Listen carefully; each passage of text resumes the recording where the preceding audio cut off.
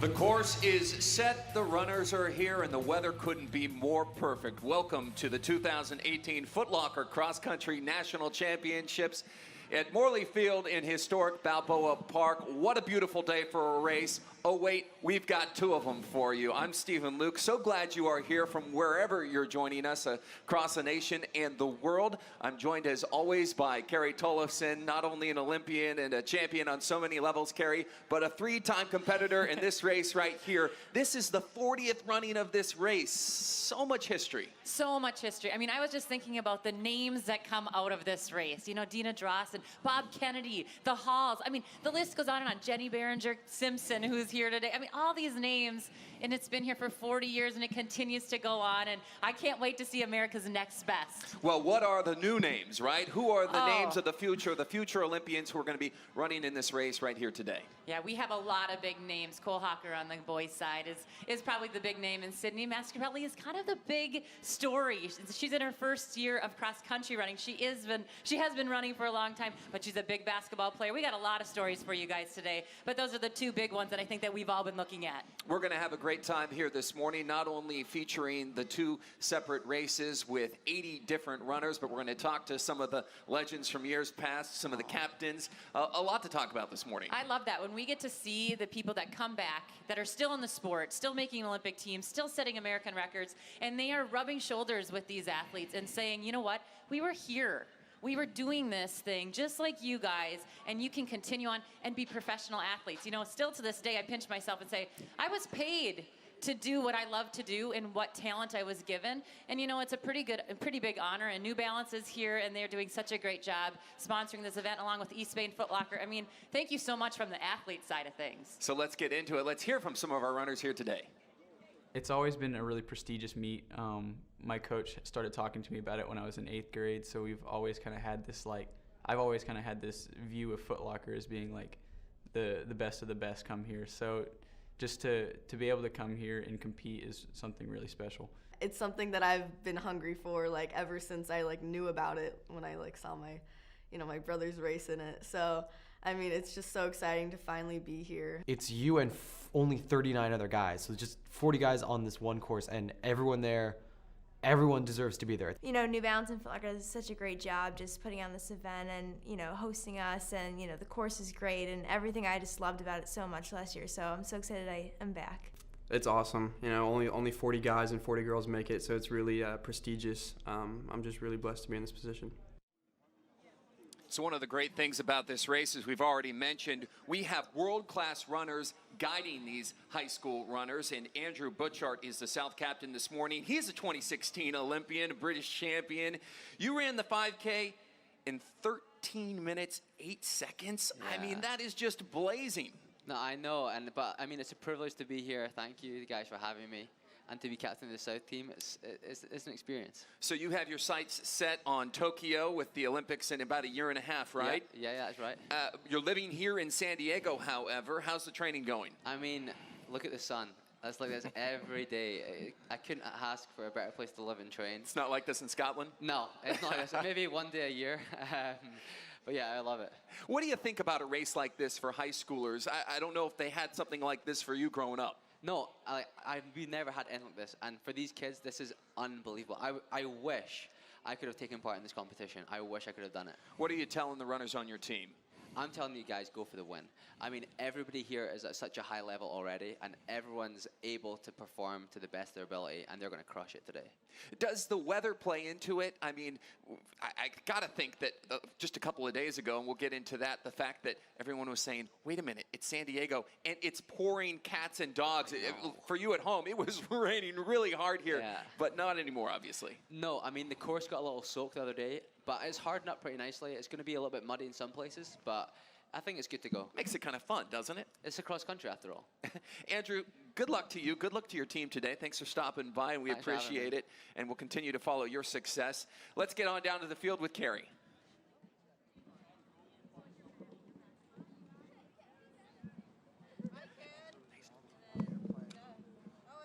She's not at the microphone.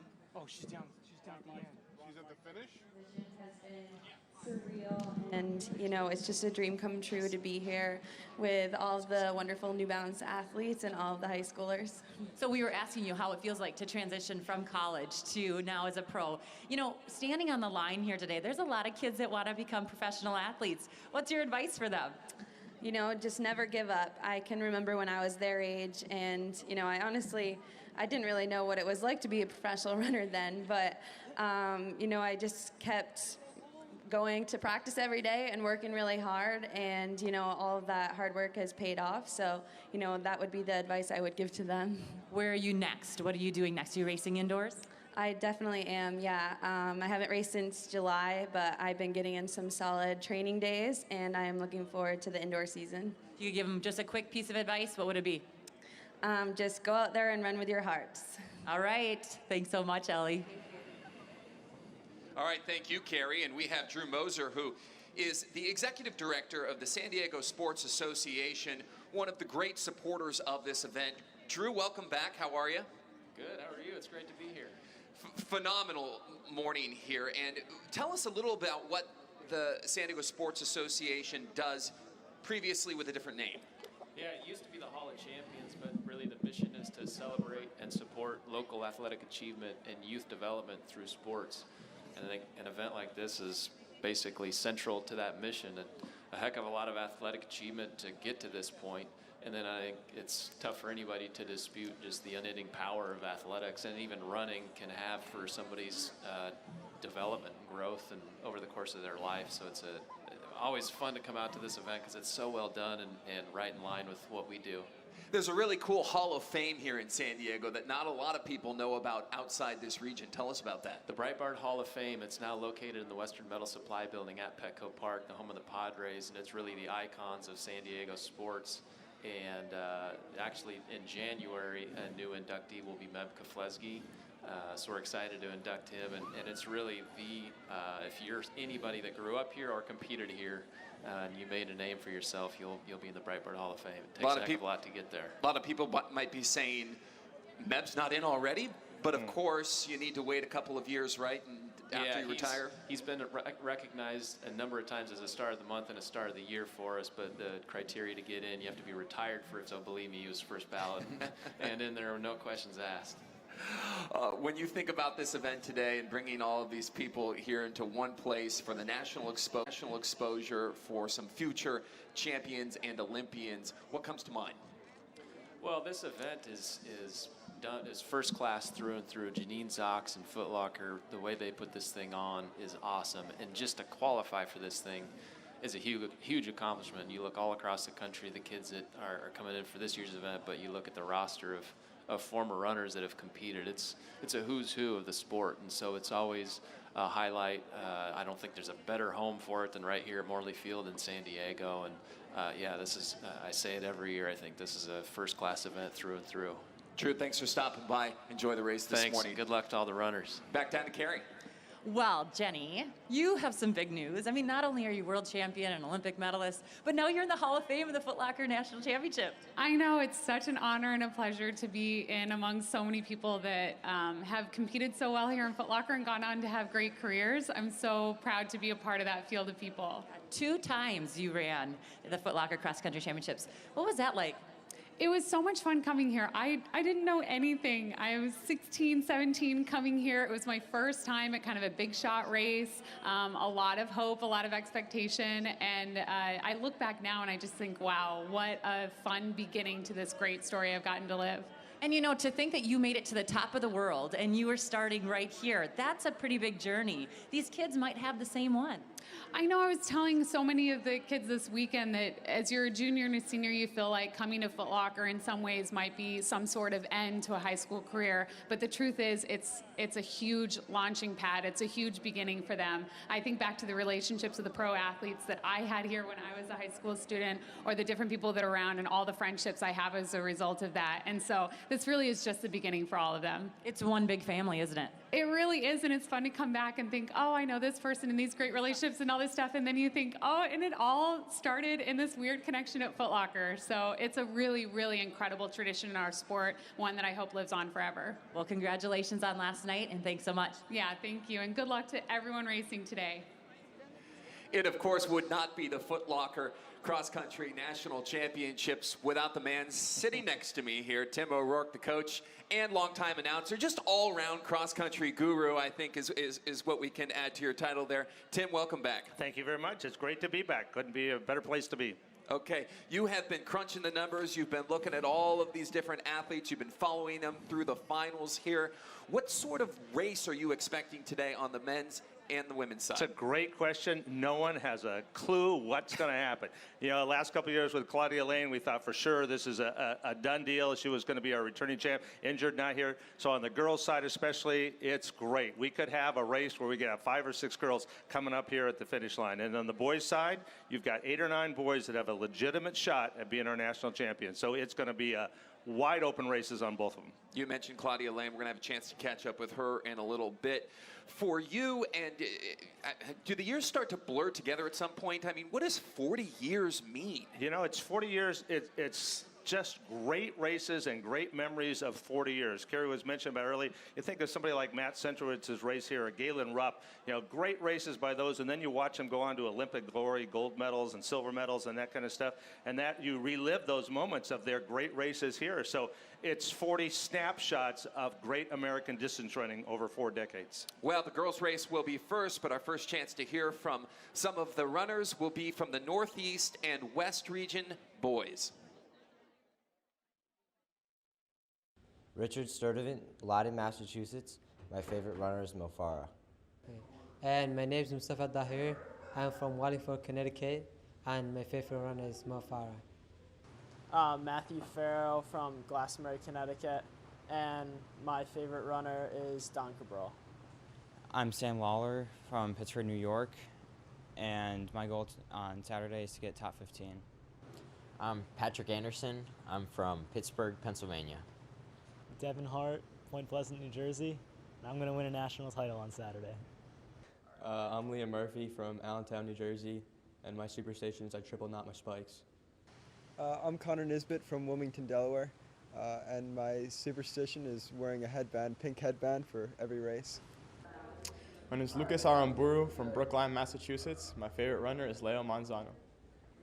My name is Jack Stanley. I'm from Mendham, New Jersey, and my running superstition is I always have spaghetti and meatballs the night before my race. My name is Zachary Erickson. I'm from Idaho Falls, Idaho, and my superstition is that I wet the toothbrush before I brush my teeth, every time. My name is Jonathan Velasco. I'm from San Diego in California. My favorite runner is Mo Farah. I'm Daniel Bausch. I'm from Anchorage, Alaska. And my favorite runner is Galen Rupp. Hi, my name is Connor Livingston. I'm from Livermore, California, the West region. And if there was one person that I would meet Tiger Woods. Thomas Boyden, Salt Lake City, Utah. And my running superstition is wearing the same socks. Hi, I'm Noah here from Amani, California, and I'm just trying not to get last. Hi, I'm Anthony Grover. I'm from Laguna Niguel, California, and my favorite runner is Emma Coburn. I'm Nicholas Russell from Boise, Idaho. And one of my greatest heroes is Nick Simmons. Will Frankenfeld, Long Beach, California. Sean Hairston from Farmington, Mexico. My superstition is Steve Prefontaine. Pink headbands, wet toothbrushes, spaghetti and meatballs, and the list goes on. Carrie, what was your favorite superstition growing up? I don't know if I can say it on air. I had favorite undergarments. Did you have any favorites, Corey? I think I had a lucky number for races, so that was one thing I always was kind of funny about. And then besides that, nothing too superstitious, no. We were just chatting about this amazing memory that we have of this course and obviously this race. Talk a little bit about it because you were here 2 different times as well. Yeah, it's amazing to be back here as a professional runner because I remember meeting the pros whenever I was in high school and just really knowing in my heart that that was something I was aiming to do someday. So to be back here now and get to meet the high schoolers, it's really rewarding and inspiring, and it's always just such a fun race because they run so fast and they put their heart into it. So it's really cool to be here again. Running so fast over 1,500 meters, that is your distance. And now when you go up into 5K to run a cross-country course, what do you do with your mentality?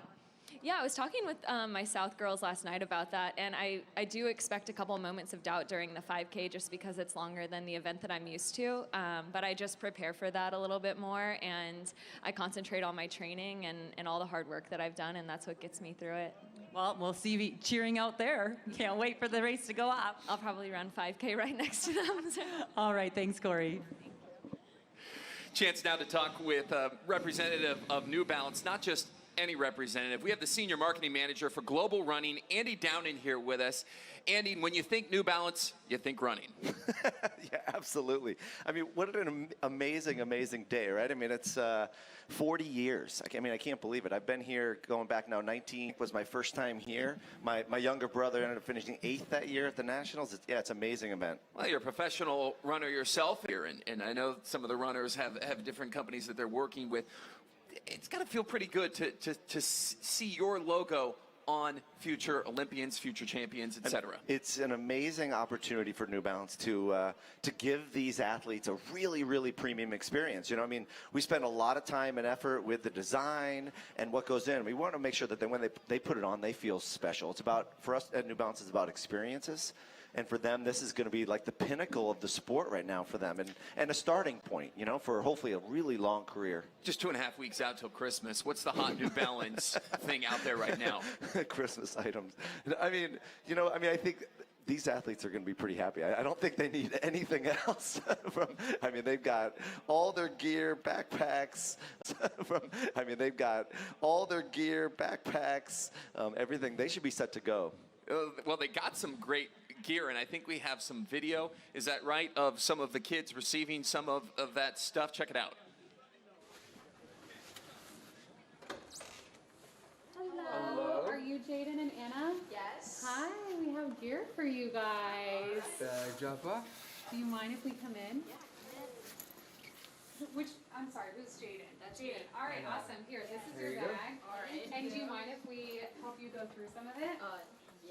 No. That's I probably this stuff. I'm Jenny, and this is Boris. We're going to be team coaches. I'm with the Midwest this year. All right. I'll be with the West team. Yeah, and so if you guys need anything, we're here to help you. We don't really have a lot of answers to things, but you can ask us whatever you want anyway. And so in the back where you guys have opened up, this is just a bunch of gear for you guys to use. There's stuff for shakeout and stuff for you guys to just casually wear around. So you're the first time for either of you guys? Yeah. There you go. Congratulations. There's such a big deal to make it here. Are you more, do you think regionals is more nerve-wracking or this? What do you think? A couple of bags downstairs. We're here. That's the big step. Yeah. That's the big step. Yeah. No, you guys have worked really hard. This would be really the fun part. Okay. See ya. New Balance and I came together to create a custom uniform for my high school, Rancho Cucamonga High. I grew up with the same coaches my entire life, so I was kind of like their daughter. These are the people that guided me in the right direction. It really just started all in Rancho Cucamonga. I'm excited to add my personal touch to the uniforms. White looks professional to me with a little bit of purple to break it up. Wow, these came out great. I can't wait to see the reactions. How do you guys like them? They're sick. Yeah? I love the uniforms. I think having white really makes us stand out. You know, it's made from an Olympian. It's pretty great. Just to have her take the time out to do this for us, it's really what makes her a very special person.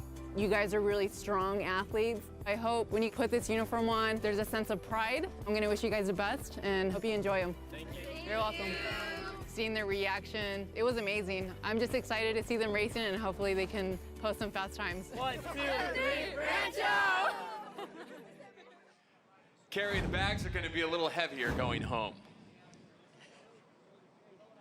All right, Boris, I'm down here with an Olympic finalist and also an indoor world champion, Boris Bering. Boris, you're a 143 guy. You're standing here at the cross-country course. What do you feel like today?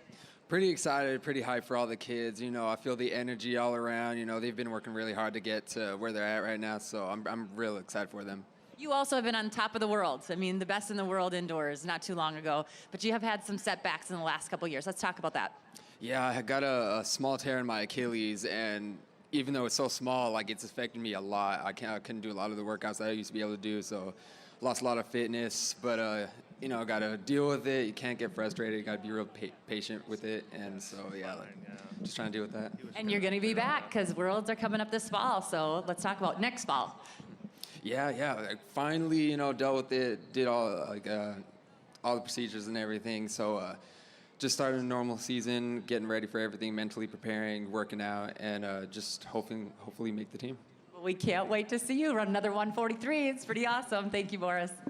Back to you, Steve. And thank you, Carrie. Time now to hear from the second batch of boys runners. Hi, my name is Zach Stewart. I'm from Brighton, Michigan, and my running career goal is to race at a collegiate level someday. My name's Brendan Favaza. I'm from Clarkston, Michigan, and my dream job is to own my own business when I'm older. David Vanucci, Onalaska, Wisconsin. My favorite runner is Paul Chalimo. Hi, my name's Josh Methner. I'm from Mount Prospect, Illinois, and my superstition is listen to music before every race. I'm Ethan Kern. I'm from Elmhurst, Illinois, and every race I like to go on a morning run. Hi, I'm Aries Reading from Niwot, Colorado in the Midwest region, and if there's one person that I could meet, it would be G-Eazy. Hi, I'm Carter Solomon. I'm from Canton, Michigan, and my race superstition is I like to drink water the night before the race. I'm Evan Bishop from East Grand Rapids, Michigan, and my goal for the weekend is to compete and have fun. My name is Drew Bosley from Thiensville, Wisconsin, and I have a silver lab named Reggie. I'm Cole Hawker from Indianapolis, Indiana, and I was first in the region, and I always wear a gold chain every time I race with the cross on it. I'm David Allmeyer. I'm from Hendersonville, Tennessee, and I'm running this race for my boys back home, Anthony and Andrew. Silas Winders, Mansfield, Tennessee. Graydon Morris, Alito, Texas. I'd like to run professionally one day. Jake Renfrey. I'm from Knoxville, Tennessee, and my superstition is that I've worn the same pair of racing socks since my sophomore year. I'm Cole Bullock from Chattanooga, Tennessee, and my superstition is I have to eat steak before every race. I'm Cameron Fisher from Fayetteville, Arkansas, and my superstition is always putting on the left shoe first. My name is Colin Baker. I'm from Mount Pleasant, South Carolina, and my running hero is Galen Rupp. I'm Daniel O'Brien. I'm from Lynchburg, Virginia, and one superstition I have is not crossing the finish line before the race. I'm Carter Cheeseman from Keller, Texas, and my superstition is I gotta wear the same pair of socks for every race. I'm Cruz Gomez from Alamo, Texas, from the South region. My superstition is that I always wear the same socks. All right.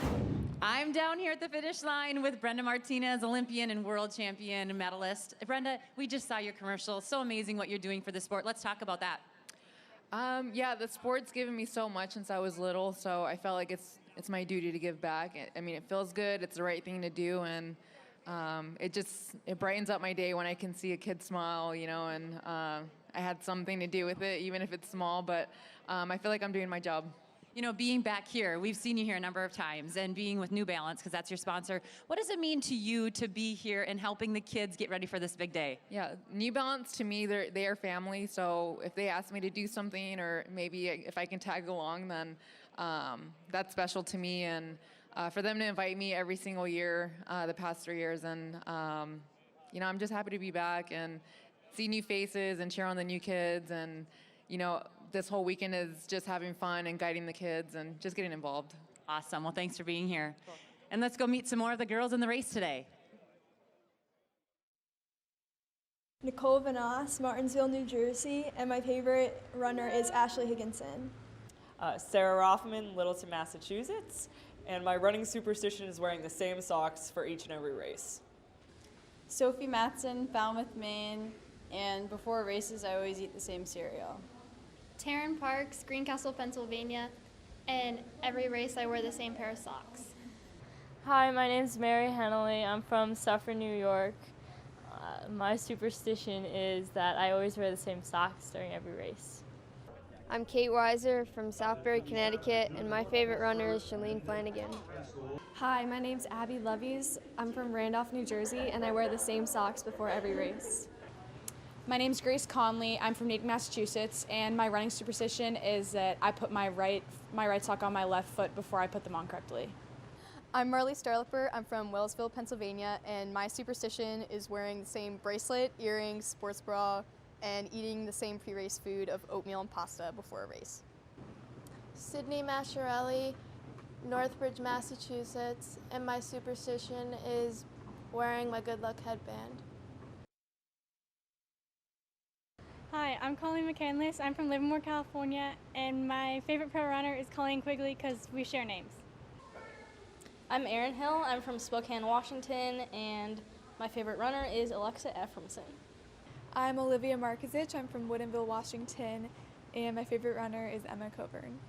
Hi, my name is Hannah Katsamanis. I'm from San Clemente, California, and my goal is to run in college and hopefully professionally. My name is Audrey Suarez. I'm from Pasadena, California, and my favorite runner is Colleen Quigley. My name is Gabby Peterson. I'm from Healdsburg, California, and my running superstition is I've worn the same pair of socks for races since freshman year. Hi, I'm Lexi Howley. I'm from Kuna, Idaho, and one of my running superstitions is I have to sleep in my uniform before the race. I'm Anna Martin. I'm from Lehigh, Utah, and one of my running goals is just being able to break course records. I'm Allie Jenke. I'm from Spokane, Washington, and I always gurgle mouthwash before my races. I'm Kristen Fahey. I'm from Carlsbad, California, and my superstition is that I wear the same purple sports bra for all my races. Sounds like with all the athletic apparel that's being used, the MVP of the team is mom or dad or whoever does the laundry, right? So we're about 45 minutes till race time, but we still have a couple of important people to talk to, including the man sitting next to me, John Shoemate, VP of Marketing for East Bay. I'm curious, this is your first time here. Initial thoughts? This is amazing. Blown away at the level of magnitude here for these athletes. I mean, the amount of effort and time that the team has put together to put on this great race, it's really, really motivating and exciting. John, talk a little about East Bay's involvement in this. East Bay's here for the athletes. We really want to make sure these athletes feel the motivation, feel that they're inspired, and feel like winners. And we're here every step of the way for them. Have you had a chance to mingle with them, or I don't know how long you've been in town. I know you came from a cold, wet place. Yeah, absolutely. I mean, even on the bus ride over, the intensity, the focus, and the determination in their eyes, it's the energy that these athletes have. It's really contagious and really exciting. I mean, even my heart is pumping. I feel like I'm getting ready to race. Well, you know what, that's so true, because I've mentioned it before as we've done these races in the past. The thing that you want to do as soon as you're done watching these 80 boys and girls is go out and go for a run or something, and then you realize that they're actually doing it really, really fast. They make it look easy. Yes, they do. They're phenomenal first-class athletes. We recognize the amount of time, effort, and energy that they put into this race, and we're just here and we're excited to motivate them and make them feel special. John, thanks so much for stopping by. Thank you. Enjoy the races this morning. Appreciate it. Let's hear from our second group of girls.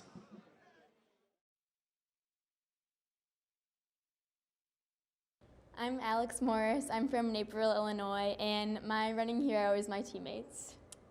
Riley Stewart, Denver, Colorado. And the goal for the race is to get All-American. Jaden Tice, Lansing, Michigan. My goal for the race is All-American.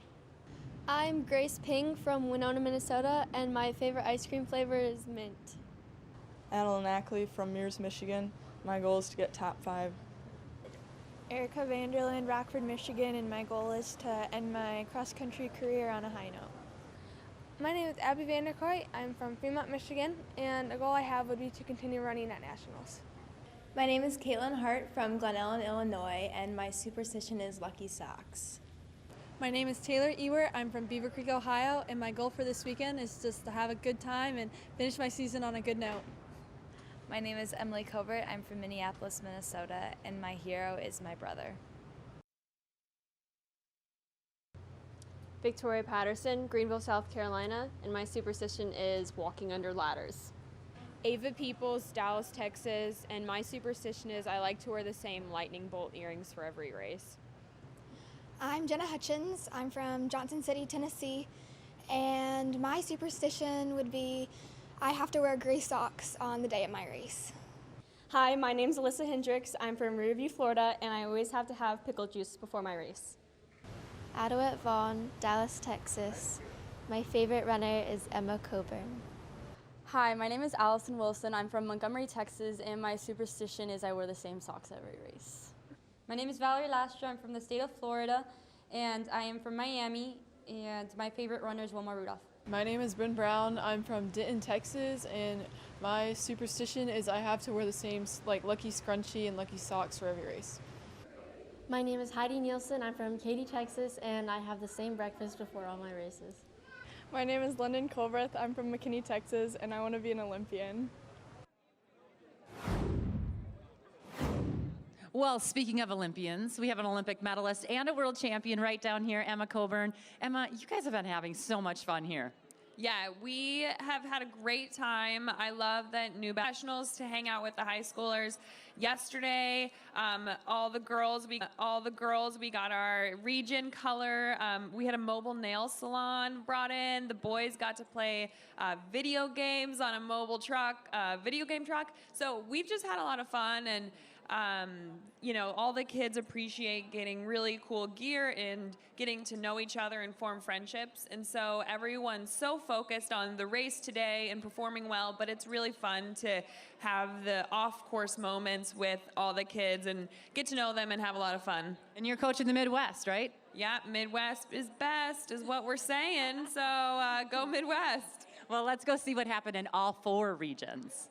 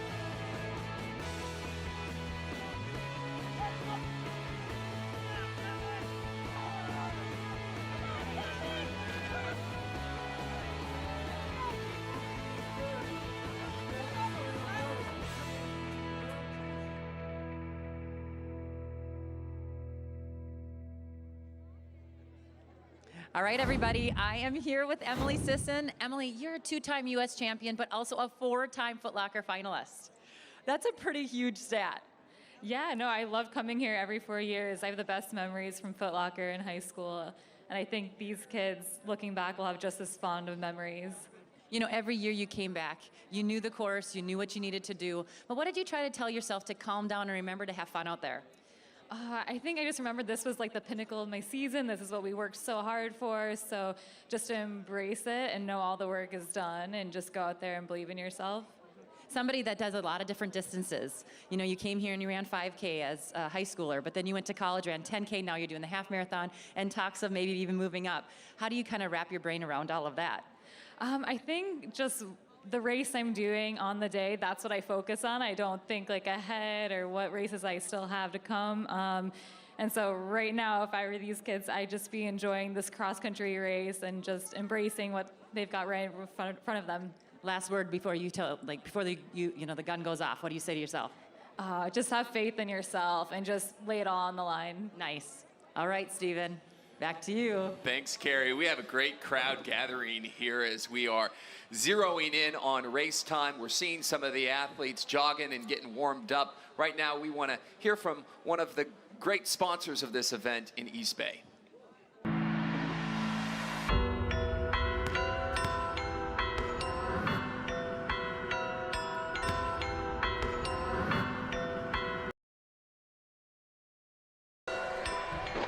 On the court. For your run. A full count.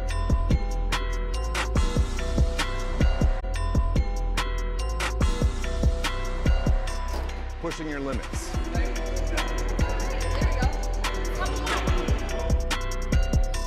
From when no one's watching.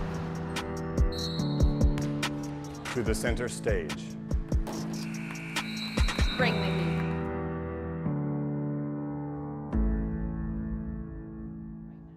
Did you recognize someone in that commercial? Well, she is downstairs with another one of our fantastic team captains. All right, I'm here with 2-time defending champion Claudia Lane. Claudia, we're sad that you're not here racing, but we're excited to say that you are healthy and you're coming back. Yeah, I am really happy to be back. So the injury, can you kind of tell us what the injury was and how your feelings are for being back here? Yeah, so my injury kind of started back in May. I had a stress reaction in my tibia, and then I came back from that. I trained during summer and everything, and when I went back to school, I just kind of kept having recurring injuries, like little small ones, and with my official visits and everything, like under my circumstances, it was hard to train. So my coach and I decided it'd be best to, decide to compete in a couple indoor meets instead of doing cross, so it worked out.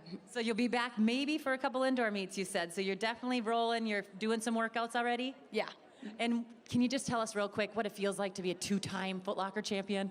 It's a really great feeling. This is obviously such an amazing opportunity to come here every year, and I love it, and I'm just grateful to be here. Well, thank you so much. You've been chatting with the kids. They love you, and we are so thankful you're back and healthy. Thank you so much for having me. All right, Steve, back to you.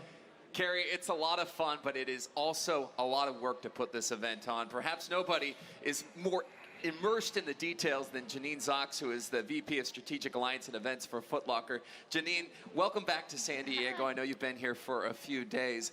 At this point, is everything done? Is all the hard work done? Oh, it's done, but good morning and welcome. San Diego, we are so excited to be back here for our 40th year. This is our pinnacle event that the Foot Locker brand puts on for these high school runners. Cross country is a sport that is such an individual sport, but it's such a sport that is run with heart, with everything that they give, and being a part of this year in and year out, it's really heartwarming. We have the race, but there's a big event wrapped around it with all of the athlete interaction and some of the things you do for them. What's your favorite part of this week-long event? The favorite part is when we have our New Balance athletes come back and they give them the inspiration, the motivation that, hey, little boy, little girl, I was you at one time, and you know what? You can be me, and just inspires them to go out and really run hard, have fun, and when it's all said and done, there's another race tomorrow. That's true. And next year, the 41st, right? That is correct. Well, we haven't even gotten to the 40th yet, so let's not get ahead of ourselves. What are you expecting out of the race today? I'm expecting, really, it could be anyone's race. I'm excited, and this is, to me, I just want all 80 athletes to finish. I want them to finish strong, to finish with a smile, and to know that to them, they are all winners to us. And this Foot Locker Cross Country Championships, it's about them and having them be here to support us and to give us the trust to run today is all that we want. Janine, thank you for being here, and Thank thanks you. for all that you do for this great event. We appreciate it. 40 years. What a number. Speaking of anticipation, let's hear from some of our runners as we get ready for the gun. I love that course. I'd run it for my San Diego section meet. I've run it twice already this season, so it's definitely something I'm familiar with. I like the terrain. I like the hill. I think it works towards my advantage. So it works towards my advantage to have run it before, and I'm just really excited to finish on that course too. Last year, I made a move very early in the race, and I think that first half was a little too fast, and I probably just started to create a gap a little too soon. So this year, I just want to be very patient with everything and see how it goes, and just make sure that I have a really good last half of the race. Let's get into the details. We have Carrie, we have Tim, we have two great races in front of us. We definitely do. I mean, it's an understatement to say that. I think this year we obviously are going to have a new female champion. That's very exciting, and it's fun to see Claudia here and just, like I said, rubbing shoulders with these guys as well. But, I think the big thing that we have here is new blood, sort of, and something exciting for everybody to see. Somebody's about to take the stage. Somebody's going to be the champion, and that's going to be the new star in the sport. But it could be so many different stories. We've got girls with great experience. We've got girls with great speed. We've got girls with international experience already in high school. And we've got girls who have never even come close to racing on this kind of stage. So how they react to it today will be the story, and who will step forward, it's anybody's guess right now. Throw three names at me in this girls' race. Oh, gosh. Well, Massarelli is the one. She's Claudia Lane 2 years ago. A sophomore. I don't know if she knows how good she really is, and this will be a real key for her. And then we go down the lane. Caitlin Hart was great last year. Experience in this race, experience means a lot. This course can be tricky. That hill is great. Twice you got to do it. You got to be a little careful. And Emily Covert, she's very strong. So I like those three right off the bat. So. What about you? Oh my goodness. I mean, if you're going to, look at history, we have to talk about all of our regional winners. London Kelbreth, she's very good. And she has a great track pedigree, but also on the cross-country courses. But Kristen Fahey as well, out of the West. She likes to run here. She knows this course. She doesn't necessarily run the exact same course all the time, but she runs here at Balboa Park. So, home crowd favorite. She's going to have a lot of fans here. Well, speaking of the home crowd, that always does increase the draw a little bit, at least in person. We know most of our viewers are watching online, as you are at home right now. But we have a great crowd gathered here. We do. It's just turned out to be a magnificent day. It couldn't be better. And you're right. Costa Canyon, where Fahey is from, is just about 30 minutes up the road. So certainly she'll have a huge crowd here. But, there's a lot of people. A lot of people make this trip from all over. So everybody will have fans rooting for them. One of the nice things about the New Balance, you'll notice everybody has their own shirts. New Balance gives all of the supporters, the parents of that. So everybody's got their fan club here today. So that should be great. We mentioned it earlier. We have a big blue sky, just a couple of clouds. Not the case a couple of days ago. San Diego doesn't get heavy rain, and it was 2 days of a downpour. I know there is some question about what that will do to the hill over there, but for the most part, the course seems to be in pretty good shape. It's in great shape. In fact, this may be optimum. I mean, there's not going to be any dust. That's sometimes a problem on a dirt course. You get dust. Won't be any dust. We went and looked at the hill this morning. It is firm. This course may be as good as it can get, ironically, after that rain. So from this point on, it starts to move forward in a hurry. We want to welcome to the field our color guard this morning from Morse High School, the junior ROTC. They will be followed by our national anthem singers, Gina and Julia Bulios.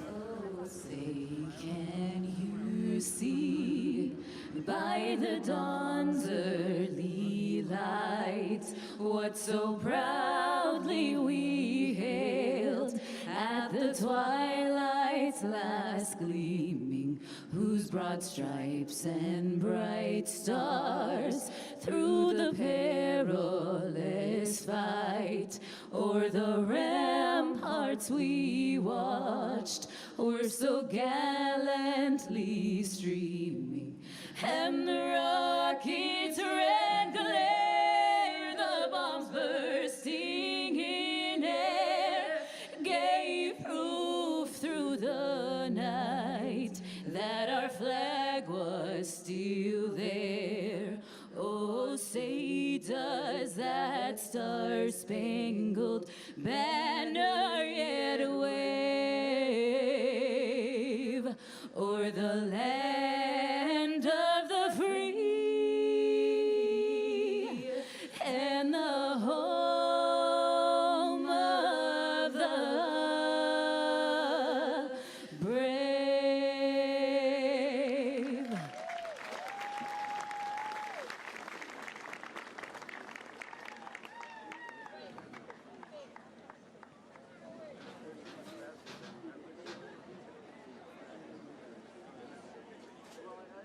Thank you to Morse High School Junior ROTC, as well as Gina and Julia Bulios.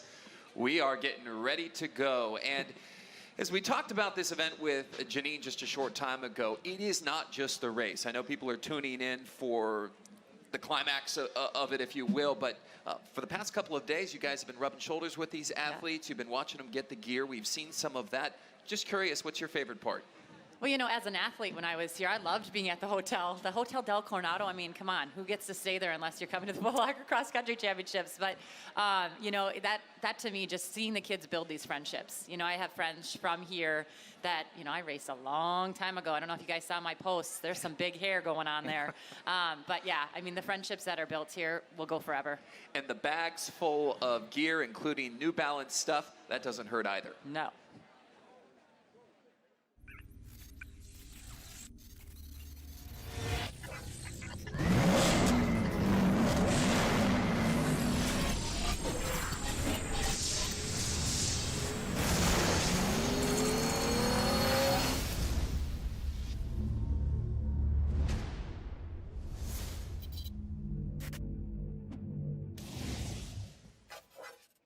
New Balance, Foot Locker, East Bay.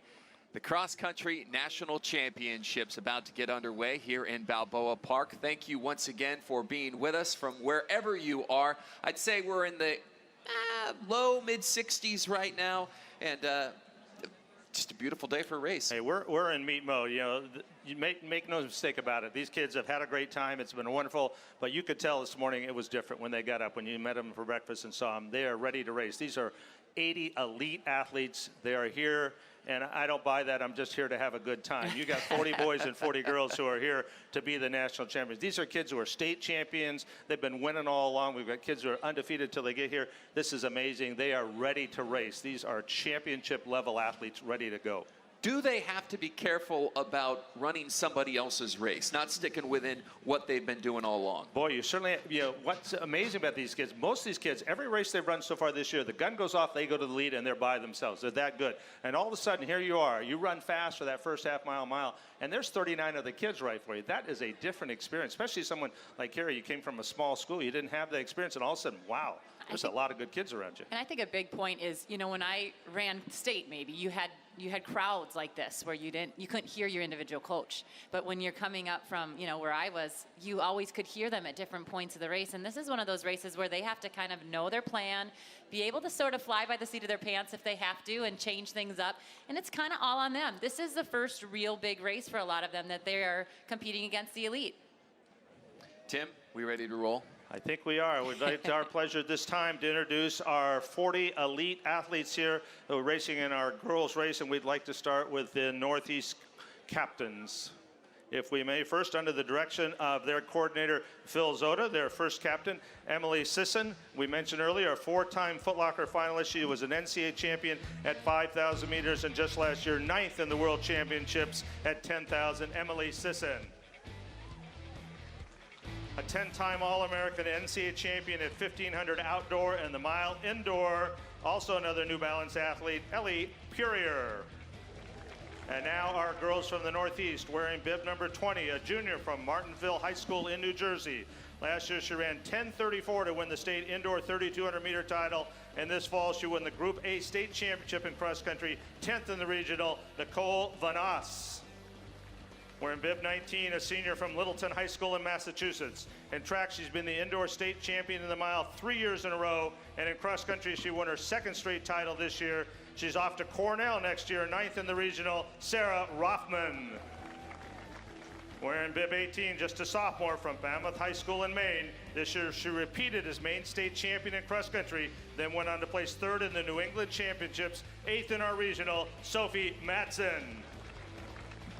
Wearing bib 17, a junior from Greencastle Antrim High School in Pennsylvania. She's a 2-time Foot Locker All-American, as this is her 3rd appearance in the national championship. She ran 4:45 last year to win the Pennsylvania State 1,600 meter title in track. And this fall, she was runner-up in the state cross country championships, 7th in our regional, Taryn Parks. Wearing bib 16, a junior from Suffern High School in New York. She's an All-American in the steeplechase and track. In cross country, she won the varsity A race at the Manhattan College Invitational this year, 6th in the regional, Mary Hennelly. Wearing bib 15, a sophomore from Pomperaug High School, Southbury, Connecticut. State champion at 3,200 meters on the track last year as just a freshman. This year in cross country, she not only was the Connecticut state champion, but the New England champion as well, 5th in the regional, Kate Weiser. Wearing bib 14, a senior out of Randolph High School from Medon, New Jersey. A 2017 Foot Locker All-American and track state champion at both 16 and 3,200 meters. And this fall, she repeated as New Jersey State Cross Country champion. She's off to Princeton next year, 4th in the regional, Abby Lovies. Wearing bib 13, a senior from Natick High School, Massachusetts.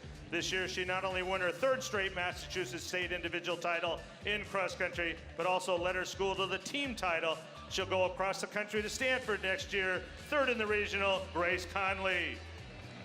Wearing bib number 12, a junior from Northern York High School from Wellsville, Pennsylvania. A 2017 Foot Locker All-American, placed 13th here last year. In the spring, she won the 3,200 meter state championship on the track. This fall, she won her 2nd straight Pennsylvania State Cross Country Championship, runner-up in the regional, Marley Starlipper.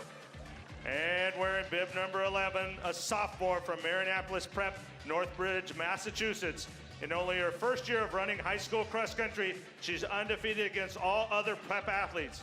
In October, she ran 17:04 in the Mayor's Cup in Boston, breaking the 20-year-old course record set by the great Shalane Flanagan. She ran the fastest time in 34 years on the famed Van Cortlandt Park in our regional champion, Sydney Masciarelli. Ladies, so if you're taking a picture, let's go quick. Yeah. Everybody turn. No, we're facing. Looking at me. Pause, goes. Yeah. Coach. There you go. One on each side. Perfect. All right, right here, ladies. And it's now our pleasure to introduce our athletes from the South region under the direction of their coordinator, Max Mayo, and their captains. First, a 5-time state champion in cross country, 17 times she won a state title in track. This is Corey McGee. And the 6th place finisher in the 2016 Olympic 5,000 meter final with a best of 13:08, all the way from Scotland, Andrew Butchart. And now our qualifiers from the South region, wearing bib number 30 today, a junior at Deerfield Academy High School. She is from Greenville, South Carolina. She's run 4:38 for 1,500 meters on the track, 10th in our South regional, Victoria Patterson. Wearing bib 29, a senior from Lake Highlands High School in Dallas, Texas. She's one of 6 girls from Texas who have qualified today for the Foot Locker Nationals. She's run 10:45 for 3,200 on the track, 17:26 for 5K. She's set to compete for Florida State next year, 9th in the region. This is Ava Peoples.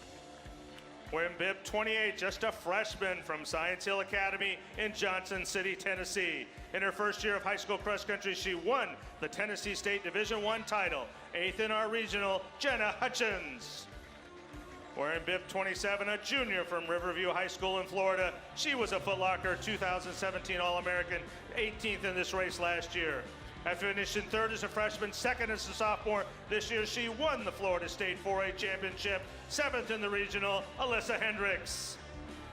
Wearing bib 26, a senior from Hockaday High School, Dallas, Texas. 2017 Foot Locker All-American, as she was 11th here last year. She's run 4:52 for the full mile, 10:26 for 3,200. This fall, the Texas SPC State Champion in cross country for the 4th year in a row, 6th in the region, Adawit Vaughn. Wearing bib 25, a senior from Montgomery High School in Texas. She won the 5A District 5 Championship in cross country and then went on to win and finish runner-up in the 2018 Texas 5A State Meet. She'll go to Alabama next year. She was 5th in our region, Allison Wilson. Wearing bib 24, a junior from Matter Academy Charter High School, Hialeah, Florida. The Florida State Champion in track at 1600. This fall, she was the State 3A Champion in cross country, 4th in the South region, Valerie Lastra. Wearing bib 23, a sophomore from Geyer High School in Denton, Texas. She was the 6A District 5 champion in cross country, then went on to finish runner-up in the Texas 6A State Meet, 3rd in the South region, Bryn Brown. Wearing bib 22, a sophomore from Cinco Ranch High School in Katy, Texas. The New Balance Outdoors National Champion at 5,000 on the track last spring, running 16:55. Undefeated during the regular season in cross country this fall, 4th in the Texas 6A Championships, runner-up in the South Regional. This is Heidi Nielsen. And wearing bib 21, a junior from McKinney North High School in Texas, 2-time state champion in track at both 16 and 3,200 meters with PRs of 4:43 and 10:03. Undefeated this season in cross country. She won her 3rd straight Texas 5A title. Our Foot Locker South Regional Champion, London Culbreth.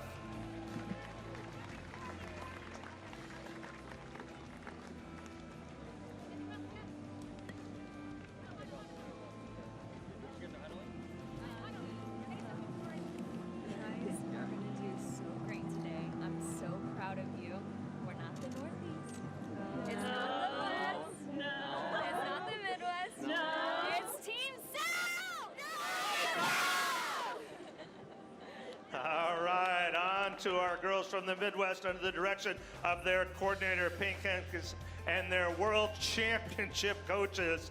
First here, the 2-time Foot Locker finalist herself, 3-time Olympian, and world champion at 1,500 meters, Jenny Simpson. And 3-time NCAA champion at Colorado, 7 times our national champion in the steeplechase, and the 2017 world champion in the steeplechase. This is Emma Coburn. And now to our 10 qualifiers from the Midwest, wearing bib number 40, a senior from Naperville North High School, Illinois. She's run 10:33 for 3,200 on the track, 3rd in the Illinois State Cross Country Championships this year, 10th in the region. This is Alex Morris. Wearing bib 39, just a freshman from Cherry Creek High School, Englewood, Colorado. In her 1st year of high school cross country, she won her regional meet, then went on to place 5th in the state championship, 9th in the regional, Riley Stewart. Wearing bib 38, a junior from Lansing Catholic High School in Michigan. She's run 10:16 for 32 on the track. This fall, she was the Michigan Division II state champion in cross country, 8th in the region, Jaden Tice. Wearing bib 37, a sophomore from Cotter High School, Winona, Minnesota. As just a freshman on the track last year, she had PRs of 4:55 and 10:32. This year, she won the Minnesota State Class A Championship in cross country, 7th in the regional, Grace Ping. Wearing bib 36, a senior from Hart High School, Mears, Michigan. She was a 2017 Foot Locker All-American, placed 10th here last year. She had a great track season, running a PR of 10:13 for 3,200 meters and winning the Division III state title. She followed that up this fall by winning her 3rd straight Michigan Division III Cross Country State Championship, 6th in the region, Adeline Aki-Lee. Wearing bib 35, a senior from Rockford High School in Michigan, a 2017 Foot Locker All-American in track. She was state champion at 1,600 meters, running 4:45.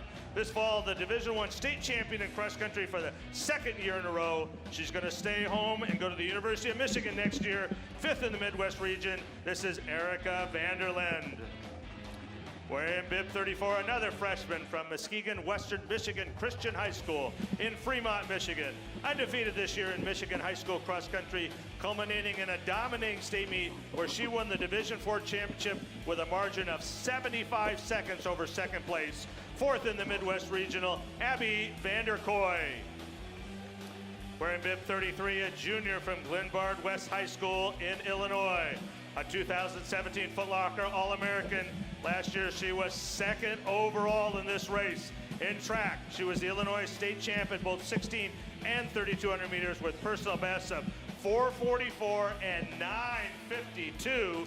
This fall, undefeated in the state of Illinois, winning her 3rd straight cross-country championship. 3rd in our regional this year, Caitlin Hart. Wearing bib 32, a junior from Beaver Creek High School in Ohio. She's a national champion race walker on the track. She holds the American junior records in the race walk at 5K and 10K. This fall, she capped off an undefeated season in cross country by winning the Ohio State Division I championship. Runner-up in our regional this year, Taylor Ewert. And wearing bib 31, a senior from Minneapolis Washburn High School in Minnesota, a 2017 Foot Locker All-American, 9th year last year. Last fall, state champion at 3,200 on the track with a PR of 10:06. This year, she won her 2nd straight Minnesota 2A individual title in cross country. She'll run for the University of Colorado next year. 2 weeks ago, she won the Foot Locker Midwest Regional, Emily Covert. Come on in. You girls are already amazing. You've done incredible to get this far. Just stick to your plan. We totally believe in you, and Emma and I are going to be rooting for you the hardest out there out on the course. All right, hands in. Ready?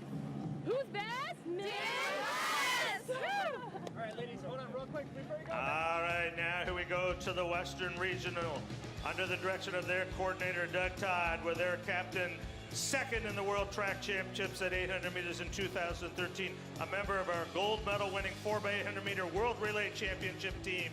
This is Brenda Martinez. And an NCAA champion while at Adams State at 800. He's run 1:43.34 for 800. The 2016 World Indoor Champion at 800, Forrest Berrien. And now wearing bib number 50, a senior from Granada High School from Livermore, California. The California North Coast Section champion in cross country this year, 3rd in the California State Meet, 10th in the region. This is Colleen McCandless. Wearing bib 49, a sophomore from North Central High School, Spokane, Washington. After winning her conference and district championships, she went on to place 3rd in the Washington Cross Country State Meet, 9th in the region, Erin Hill. Wearing bib 48, a senior from Bear Creek High School from Woodinville, Washington. The Washington State champion at 1,600 meters on the track. In cross country, 3rd in the state championships this year. She'll go to Notre Dame in the fall, 8th in our Foot Locker Western region. This is Olivia Marquezich. Wearing bib number 47, a junior from San Clemente High School in California. She had her fastest race of the year at the Woodbridge Invitational, running 16:50 for 3 miles, 7th in the region, Hannah Castamanes. Wearing bib 46, a sophomore from Mayfield High School in Pasadena, California.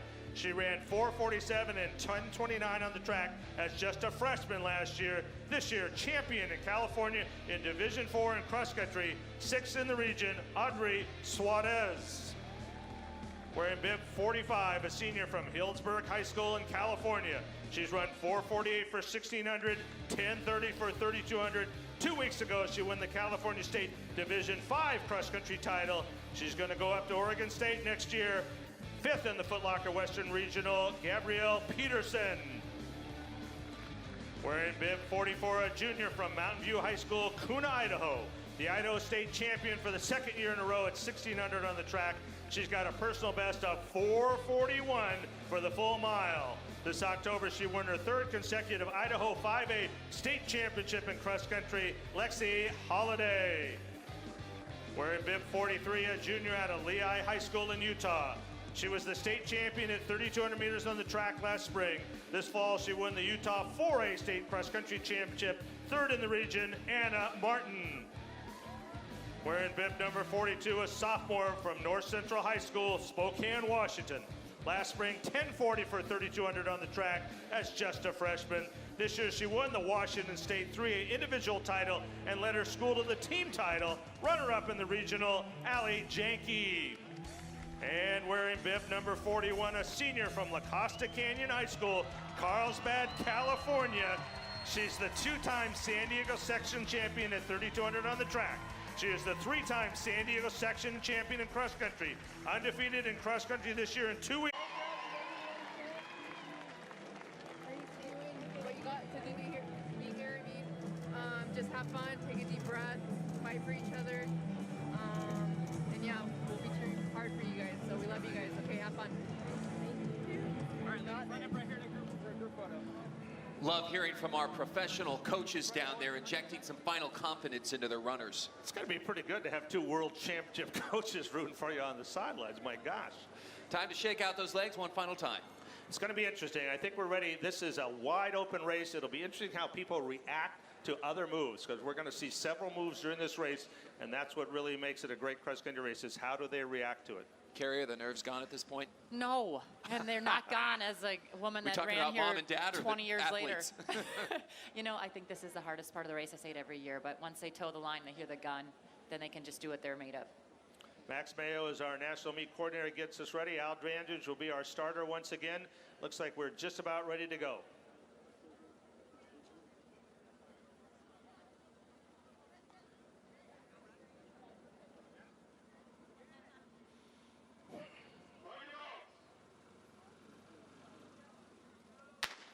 Here we go, the 2018 Foot Locker National Championship. Our girls will go, if you're unfamiliar with our course, it's a great cross-country course. It is dirt, it is grass, and the best thing about it is that there really is no actual flat place for every run. They're working up and down hills all the time, so it should start out well. You know, every year they get out hard. You can see them just pushing almost harder than they do at the end, but they want to get out and get into good position. There's 40 girls on that line trying to kind of, you know, it's a bit of a tunnel there. You got to kind of get in and get down, because once you get down on this lower part of the loop, it's not real big down there. So you want to have your position. You want to know where you want to be. And a lot of people want to be able to see that lead runner and to be right up close to her. You know, Carrie, it is a totally different race than last year. Claudia Lane, it took her all of 19 seconds to take the lead last year. And here we are, we're coming up to the first 400 meters, and it looks like it's a fair pace, but it is wide open at this point, right across the way, and nobody dominating early. I mean, the finish is so fun, but the start is so fun, too, to watch the colors separate within the individual teams, to see who's going to jump out there and take that initial lead, who's just trying to hang in there. It looks like our Midwest girls are running together as a group there. They've gone out well. That's what's happened sometimes. They talk a lot about how to support each other in this. You know, they'll all want to win when they get down to those last strides, but during this first part, they really do work together as a team. So Caitlin Hart, very experienced on this course. She knows exactly what it's like. Was right in it last year for that second and third spot. Her and Gone were chasing each other all the way down to the line in that spot. So she has great experience. She knows exactly what to do on this course. They made that's called the Dog Park Loop. That was the first downhill for about 500 meters. Now it is a graded uphill till we get to our first split at 800 meters, and we'll see how fast we're going at that point. You know, Caitlin Hart came back here ready to run. She was second last year, like we said. She was third at the region, and you know you don't like to get beat. Nobody likes to get beat. Even if you say that you were taking it a little bit easier to get into this race, I know that you don't like to get beat, but she wants to win this race, and there's no doubt about it, and she said that in her interview. Yeah, 9:52 on the track for 3,200 meters. She has certainly got the credentials to do that, but that group from the Midwest is really out well. So we're coming up to the 800-meter mark here. We'll get that split as they come through. All in that lead group, you can see Emily Covert also up right in there, our Midwest regional champion, and Ewart and Hart all working together here, and they're just passing over the 800-meter split.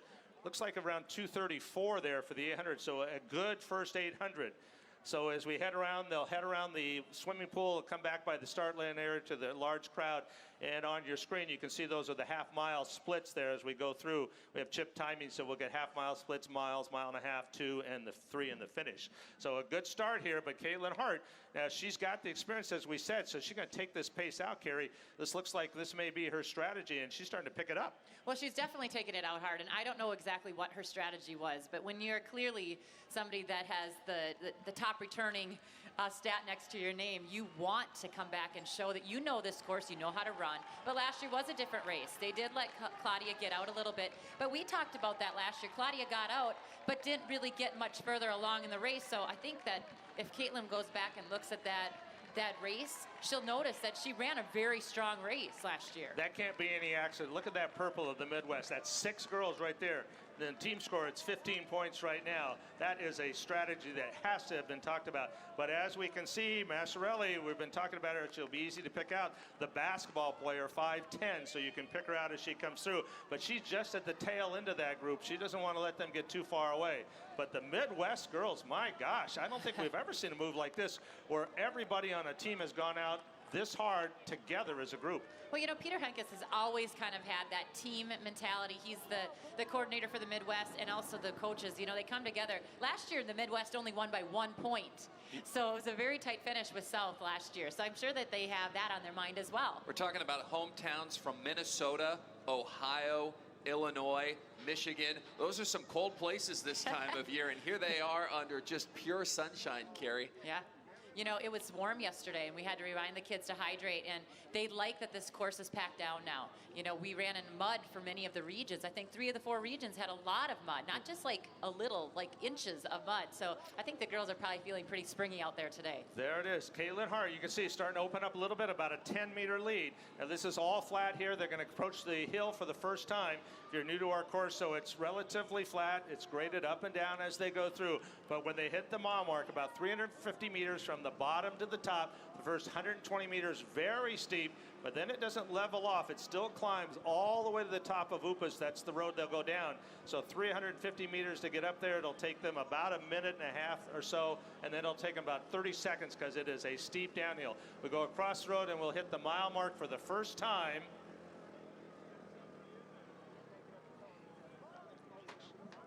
And they go by the mile mark there. Caitlin Hart still leading our race there as she goes through the hill, right around 5:15 for the mile. That's just about what we usually get in these girls' races, pretty close to that. So that's a pretty fair pace, right about what we usually get. In fact, Claudia Lane last year, 5:17, and then 5:18 the year before. So pretty close to that pace. Officially now 5:13. So I guess we've decided, Caitlin Hart has decided it is okay to take this out, and has taken it out well, opening up a little bit more of that lead. And as we mentioned, so they've gone through the steep part, about 120 meters, and now about another 200 meters of this steady uphill climb. Is this where experience comes into play in this part of the race? Certainly is, and Caitlin's strength here certainly should play into it. Some people have made the mistake sometimes, and this will be the big key. Did she run that hill hard first time too much? But look who's starting to move up. Here she comes out of the northeast there. Massarelli, we've been saying, how good is she? Does she know how good she is? But she is staying close. We have a bunch of girls who just aren't used to losing or not being in front. You mentioned that earlier, and I think it's a good point. Carrie, that's got to be tough on those kids, huh? You're used to winning all the time, and you've run really hard, and people go by you. Yeah. You've run your mile as fast as you've ever gone out, and then somebody just blows by you. And we've seen in the boys' race, especially the last couple of years, this downhill, this has been a real key who can run it fast and relaxed on the downhill. And Caitlin is good, got that good forward lean there, and look how well she's moving up, not running hard and yet opening that pace. So she'll come down this hill now, just about 450 meters from here back to the mile and a half. But Caitlin Hart, this could be great from gun to finish line if that's possible. But at this point, she's committed to this. There's no doubt about it. Massarelli running right there in second, trying to stay close there to her. Ewert in third. Looks like Covert in fourth there. Ewert has such a great story. She's a race walker. She's done the steeplechase. She now is focusing a little bit more on the running and running great. She was third last weekend. You know, the one thing with these athletes is having that background of doing different events, doing different sports altogether. That's something that's really going to build their future and really help them get strong in different events, because as we can see, even the pros, they're running different events now. They're not all just running 5K. So using that mile speed, using that basketball skill that you have, and using that agility on cross-country courses, that's what we have to do as athletes. And even as parents and coaches, we have to encourage these kids to be strong and well-rounded. Oh, you got to admire the guts and determination here. Caitlin Hart came here. She wants to win this thing, and she has made a commitment to it. Here we go. Coming by at the first mile and a half, so we'll repeat the course. So it's just a little bit over 8 minutes here as they cross the line. A great effort here, Caitlin Hart, and opens up about 20 meters. Masciarelli, Ewert, Coverts. It is a great group. That's Vanderlyn moving up well. The senior, boy, experience playing out. And Starlipper starting to move up. It looks good. This group starting to separate here. We'll see who can move up over that last mile and a half, and of that first surge here by Caitlin Hart, she could hold that all the way. So we follow the same path down that to the dog park loop, about a 500 meter here downhill. Caitlin Hart halfway through our race on her way to try to win a national championship here. This is where you have to be careful, and you kind of have to regroup mentally. A lot of people let things slide at about a mile and a half mark. You really have to start focusing again and remembering the race strategy and knowing there's still a lot of race left to be run. The big hill is still there again. So yeah, keeping within yourself, but also reminding yourself, take a deep breath and kind of re-attack this race. Yeah, moving up there into 6 now. Marley Starlipper, last year, interesting. She was with Hart at this halfway point, right with her gone. Hart and Starlipper chasing Claudia Lane last year. And Starlipper at 2 miles faded back a little bit. So maybe a little bit different strategy on her part. Not so hard the first mile and a half to really conserve to move up second. She continues to move up well, and she's now moved into 6th place. So Hart continues to lead, that lead about 20 meters. And the sophomore, Masciarelli, in 2nd, running well there. Taylor Ewert running in 3rd. Vanderkoy in 4th. And coming up well here, Starlipper, as we mentioned, right behind her. Vanderlyn gives the Midwest 5 of the top 7 to, and then Alex Morris, 10th in that region, running very well in 8th. And Kate Weiser, the sophomore, moving up well also from the Northeast. But Caitlin Hart, boy, what a commitment this is. This is where she pulled away a mile and a half ago, and she looks great, Carrie. She looks great. You could see her almost kind of dipping her head a little bit here, and they're putting some surges in. She's not really letting this pace just sit. She wants to keep pushing, and maybe it is more for herself, but she's definitely breaking that pack a little bit. And you can see them. They have to keep their eyes up on her. They cannot let her go, or it will be tough to reel her back in. She accelerated right there. She's making up. This is another move here. My gosh, she made that great move to start out with, and now she's making another one here. But that gap is not too great. They're certainly close enough to make a change or make a run at her, especially with that hill coming up once more. Here we go. Coming up, this will be our 2 mile split here. Last year, Claudia went through 2 miles in 10:58. And that was right at 17-minute pace. She ran 17:03 and 17:04 last couple years. So we're right on that same kind of pace. So running pretty well here. We'll see how fast we're going here. But Caitlin Hart, wow, what a gutsy move here. Well, this has been really impressive for the Midwest and Northeast as a whole at this point. It really is. This race here is really a great race. You know, she is close to flirting with that 17-minute mark. That would be phenomenal. Yeah, here. you're saying like something like 6 people? 7 girls in the history of 40 years of this race have ever broken 70 minutes on this course here. So she is on that pace, running very well, faster than Claudia Lane ran in last couple years, and Claudia just a tick over 17:03 and 17:04 in those last 2 races. But Caitlin Hart, my goodness, this has been just a tremendous move. But it broken away. Masciarelli still there just about 20 meters. This hasn't changed much in the last half mile. And we've got a big hill waiting for him once again. This is where moves need to be made, though. They need to start reeling her back in if they want to catch her. A lot of times in cross country, you don't see a lot of differences in position unless someone comes back to you, if they've kind of misread their strategy. So we'll have to see what happens on this hill. But this is where you really need to regroup and get going on this course. You know, we talk about experience being so important here, but being chased here, this is exciting. Masciarelli, the sophomore, but really a first-year runner in the sport of cross country. And Vanderkoy, the freshman, really moving up well now from the Midwest, her first year. So you've got the experience out front of Caitlin Hart, and you've got the inexperience, but the pluck here of Masciarelli and Vanderkoy to try to move up on her.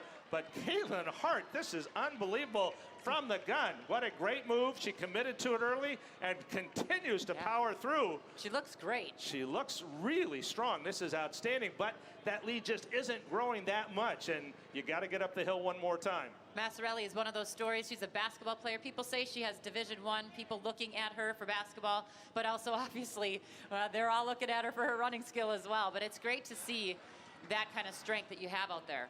Boy, Vanderkooi just looks great, just running her race, moving up well. Third place there, Covert running well. It is a great effort here, and Starliper continues to move up. Starliper said she's really been in the weight room this year. She came back. She's trying to get her upper strength along with her lower strength going to help her in track and cross country, and you can see that it really looks like she's working hard. Yeah, you really can. You can see how much stronger she is this year than last year. And that's going to make a difference going up that hill. But right now, the only difference is how much can Caitlin Hart hold on to that lead, and can Massarelli close? And it looks like she's closing, and Vanderkooi closing too. Oh my gosh, we could set up ourselves for a great finish from the top of that hill down to the finish line, just about 800 meters, and they continue to move towards the hill. And here we go, going up the hill for the second time. And Hart, boy, she looks powerful going up that hill. Massarelli, though, right there. Massarelli making a move. Here she comes. And Vanderkooi making a move. So here's our race starting to shape up here. Hart, Massarelli, and Vanderkooi. This is where Massarelli kind of closed a little bit on that first lip, was on the hill. We'll have to see when she gets up on the top of the ridge there. You can really kind of see how far ahead they are there. But Vanderkooi looking great. She's broken 17 minutes 3 different times this year, so she's clearly, you know, running right where she's used to. It can be deceiving on the video of just how steep that hill is. That first part, that 120 meters, that is steep. But I think what makes this hill deceptively difficult is you think you're up to the top of it, and then it's another 200 meters. And here she comes. You can see in the photo up on the video screen, Massarelli closing that gap. Sydney Massarelli now just about 7 or 8 meters back and making up that. We'll have that steep downhill. Hart ran great on that downhill the first time, but Massarelli, just as we said with Claudia Lane a couple years ago, does she know how good she really is? Well, when you have a Shalane Flanagan calling you and saying congratulations on breaking my record, if she is to win this race, she'd be the first underclassman in her first cross-country season to win, like Jordan Hasay. I mean, those are huge names in the sport. But we'll have to see what happens here. The race is not done. She's going to get us some phone calls. There's no doubt about it. Hart, though, used that. Hart's very experienced. Been a very high-quality runner for several years, even though she is not a senior yet, so still has a lot to go. But she's very experienced over the years, and she is using that downhill. When they hit this downhill, just about 450 meters to go. Can Hart hold this all the way? Massarelli closing. It looks like it's going to be one of those two. A great race, 3, 4, 5. But out front, it's now locked in a battle of this duo right here. And there they make the turn. That is 400 meters to go. It is Hart and Massarelli.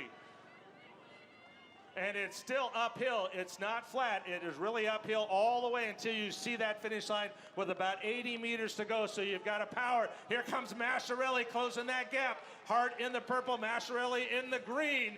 When they make this left turn, 300 meters to go to a national championship. Hart and Massarelli. Massarelli trying to close.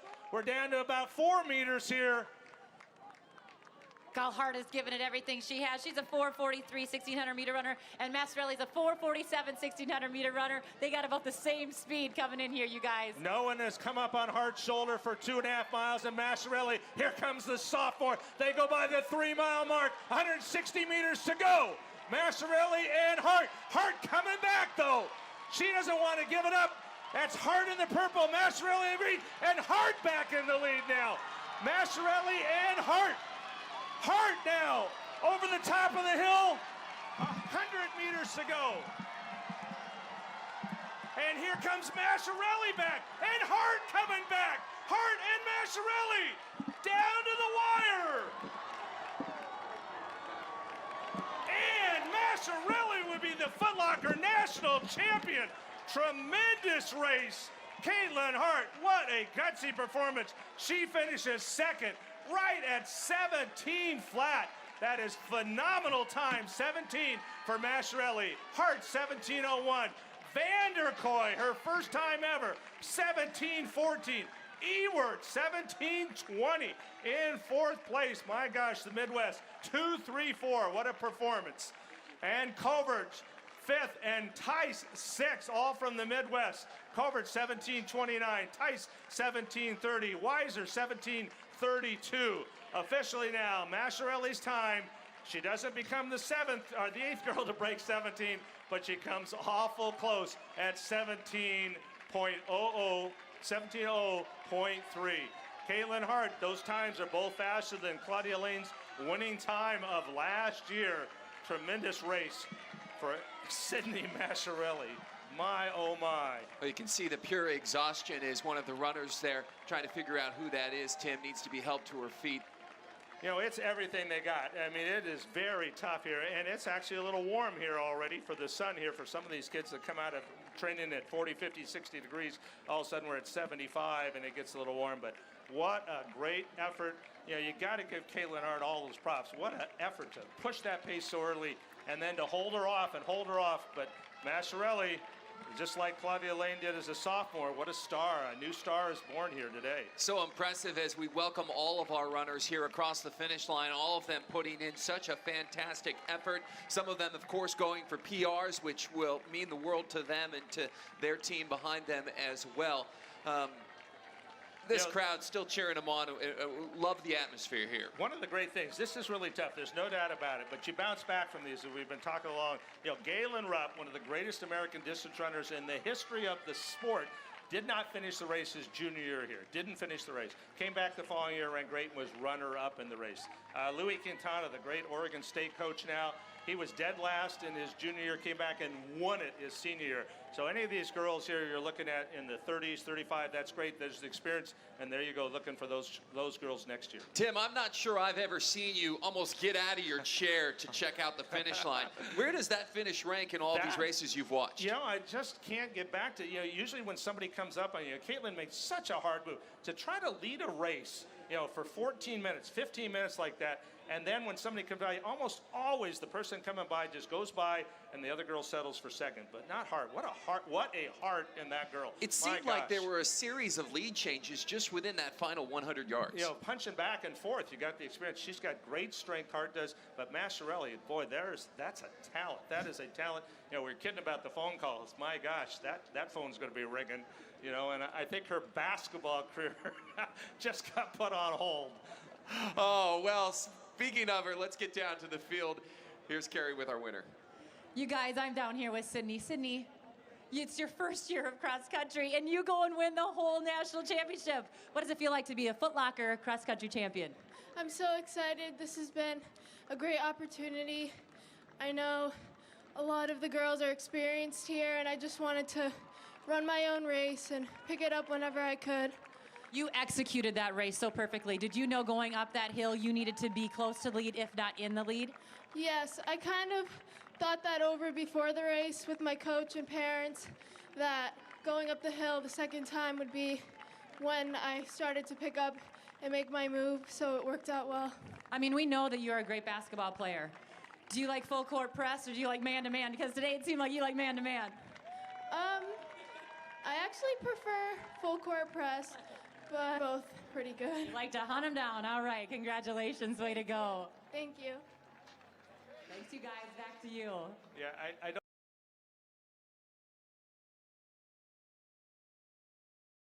What a great race from her. Wow. Carrie, I don't even know if she even realizes how great a race that was, but just to put that in a little bit of perspective, 7 girls in the history of this race have been under 17, and she just ran 17 flat. So, Stephen, we got a star. You know what's fun is we get to welcome her back. And Caitlin. Yes. Caitlin is a great runner. 9:52 on the track last year. And if Masciarelli wasn't in the race, we'd be talking about Caitlin 17:01. That is phenomenal. She is a star also. So you got both those girls coming. Well, next year we certainly got something to talk about already. Well, I'm not sure how they're going to repeat that phenomenal finish. Let's get downstairs to Carrie, who is with Caitlin. Caitlin, 2 times in a row, second here. It's an amazing race. You put it out there. I mean, you really made it your race. Talk about that. Yeah, you know, I wasn't exactly sure going in what my plan was. I knew I just wanted to kind of hang with the front pack, as obviously this field has some really amazing runners. And, you know, down through the downhill, I kind of felt strong. And so I thought about just going for it. And I wasn't sure how it was going to work out, but I knew I just had to trust my gut and just stay strong through the rest of the race. Foot Locker, what does it mean to you? You keep coming back year after year. Oh my gosh, it's such an amazing experience. Foot Locker does such a great job, you know, here in San Diego hosting us, and it's so much fun with the elite athletes and getting to hang out with girls you're competing against, and overall just a great experience. Awesome job. Thank you for being here. We'll see you next year. Thank you. Congratulations. Thank you. All right, Abigail, third today. You really had a great race. You pushed hard in the middle mile. How do you talk about your race? I kind of had a bad start. I felt like I got kind of boxed in, but I kind of worked my way to the front, tried to take all the little corners, but it was hard, but I tried to push the second mile. Normally I go really hard the first mile, but I felt pretty good, so I was like, I'm just going to give it all I got. Yeah. Are you so excited to be one of the top 3 in the country? Yeah, I was really hoping for a top 15 because, like, I'm a freshman. I've never done this. I was freaking out before, but it's amazing to get third. I would have never expected it. Well, go have a blast. Congratulations. You're awesome. All right, you guys, back to you. The Midwest as a whole, such a phenomenal job. You mentioned it that the first 5 runners will have that All-American first team status, 4 of them from the Midwest. Yeah, that is, Peter Hank is their coordinator, was saying the other day about the Midwest. They sometimes may not have the best runner, but boy, they almost seem to always do. But boy, is the depth in the Midwest on the girls' side phenomenal. And you saw today, that's 5 pretty impressive girls right there, and they were right up front. So outstanding, outstanding. And the underclassmen certainly representing here in Morley Field right now. Let's go to a full screen of some of the finishers and the full list that we can show you right now. And there's the breakdown. Yeah, those are fast times. That's what we're talking about. This was a fast race here, and that's all because Caitlin Ard took it out. And you know, Claudia's Lane's races last couple of years, right at 70 flat, those were exceptional races. So we're impressed with that. I'm a little surprised not to see anyone from the West up there until in the mid-20s there, early 20s. So I know there's going to be some disappointment among some of them, but everyone ran the best they could here. They did, and like we said before, you know, if you're so used to being out front, you know, all these girls are. They're all state champions or regional champions. It's a little bit tough to deal with, and it's part of what makes Foot Locker great is this race is so difficult for some of them. This is what helps them learn how to become elite runners. All right, and what else makes it great is that we don't only get to do this once, we get to do it twice. Oh yeah, the boys are coming up. Let's hear from them. I mean, I think I had a really good race here last year, getting 10th from a 6th place regional finish. So, I mean, coming in this year, it was kind of my goal just to improve on that and, you know, have a shot at winning the whole thing. Because last year, like, you're kind of just happy to be here if it's your first year, you know, and you're kind of trying to just, like, do well at the Nationals, I guess, just see how you do. But this year, I'm really trying to go for it and, you know, see what I can do. Last year, I was last place at the half-mile mark. And so definitely took the first loop a lot more conservatively. Second loop, I was definitely kicking it into another gear. But I think this year definitely going to hit the downhills a lot harder. And I thought I took the uphills pretty well last year. But definitely make sure nobody gets out too big of a lead. Stay with everybody. My dad always tells me when I toe that line, the one thing that should be going through my mind is just that I belong. No matter what my PR is, no matter whether the guys are 30 seconds faster than me with their PRs, I should just be saying, I'm here, I'm supposed to be here. So when I toe that line, I'm supposed to be there, no matter who I'm racing against. Well, the guys group is also interesting here this morning because we don't have a clear-cut all-out favorite. No, you know, Nicholas is, that's a great way to put it just right. All 40 of these boys belong. And we've got several boys here. We've got a legitimate shot at 5 or 6 boys that, you know, if they won it, everybody say, okay. But we've got 4 or 5 others that, wow, what a great race. And there's our new national champion. It could be exciting. Let's hear from New Balance right now.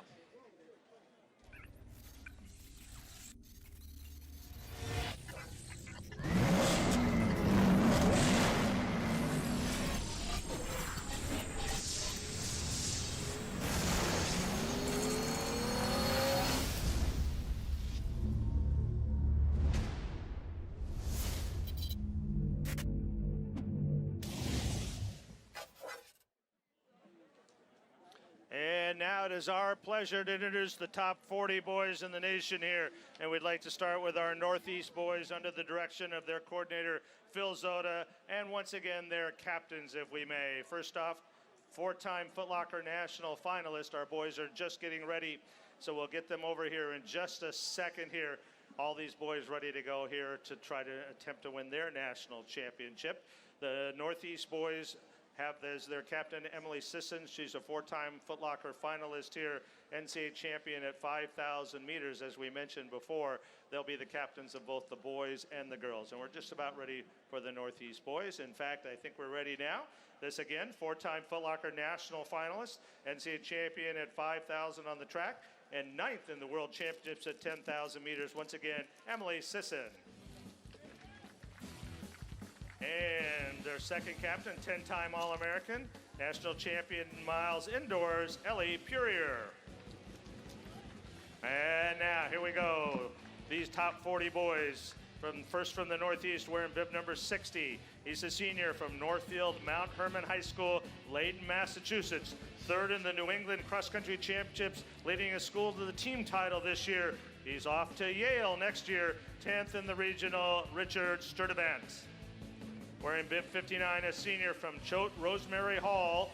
He's from Wallingford, Connecticut, runner-up in the 2017 New England Cross Country Championships, 9th in the region, Mustafa Dahir.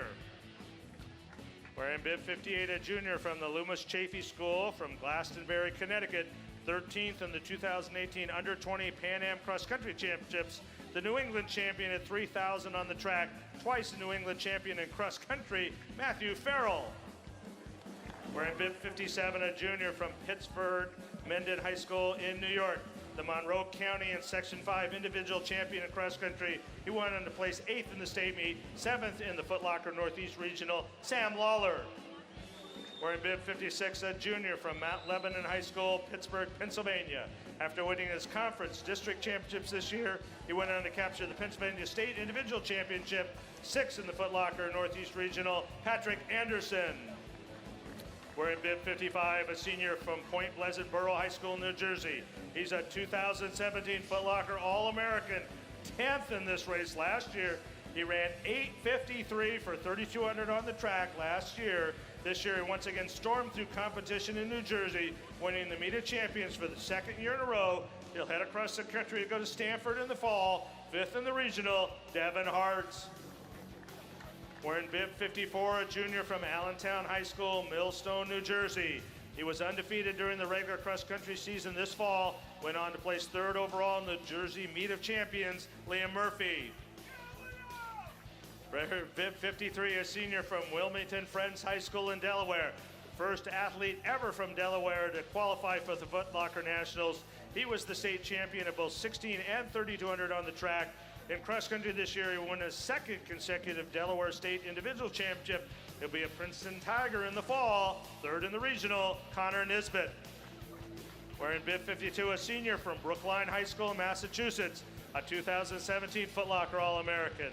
This fall, after winning his conference and Eastern Section Championships, he went on to finish runner-up in the Massachusetts State Final. He was also runner-up in our region, Lucas Aramburu.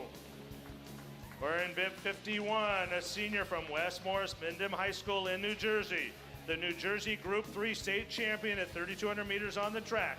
This fall, he was Group 3 state champion in cross country and runner-up in the Meet of Champions. He's set to attend Princeton next year. He finished the year by capturing the Foot Locker Northeast Regional Championship, Jack Stanley.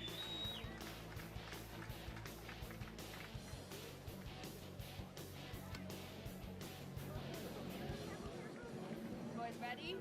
Ready? Just like we talked about, you guys have done all this hard work. You guys are strong. You're from the Northeast, and you got to get out there and show them what you're made of. Ready? Northeast on 3. 1, 2, 3. Northeast! And now I'd like to introduce the boys from the South under the leadership of their director, Max Mayo, and their captain once again. 17 times she won a state championship in high school in track and field, Corey McGee. And the Scottish record holder at 3,000 and 5,000, and our newly transplanted surfing San Diegan, Andrew Butchart. Wearing bib number 70, a senior from Beach Senior High School, Hendersonville, Tennessee. He ran 9:03 for 3,200 meters on the track. This fall, he won his county and regional championships in cross country, went on to finish as runner-up in the Tennessee State meet. He'll compete for Furman next year, 10th in our regional, David Allmeyer. Wearing bib 69, a junior from Henry County High School, Mansfield, Tennessee. Runner-up in the Tennessee State Track Championships at 3,200 meters. He's got a PR of 9:01. He's been All-State the past 2 years in cross country, 9th in the region, Silas Winders. Wearing bib 68, a junior from Aledo High School in Texas. He's not only our top returner from last year's Foot Locker National Championship, having placed second overall, but he becomes today only the second boy in our 40-year history of the meet to make it to the Nationals in each of his first 3 years in high school. This fall, he repeated as Texas 5A state champion, 8th in the South region, Graydon Morris.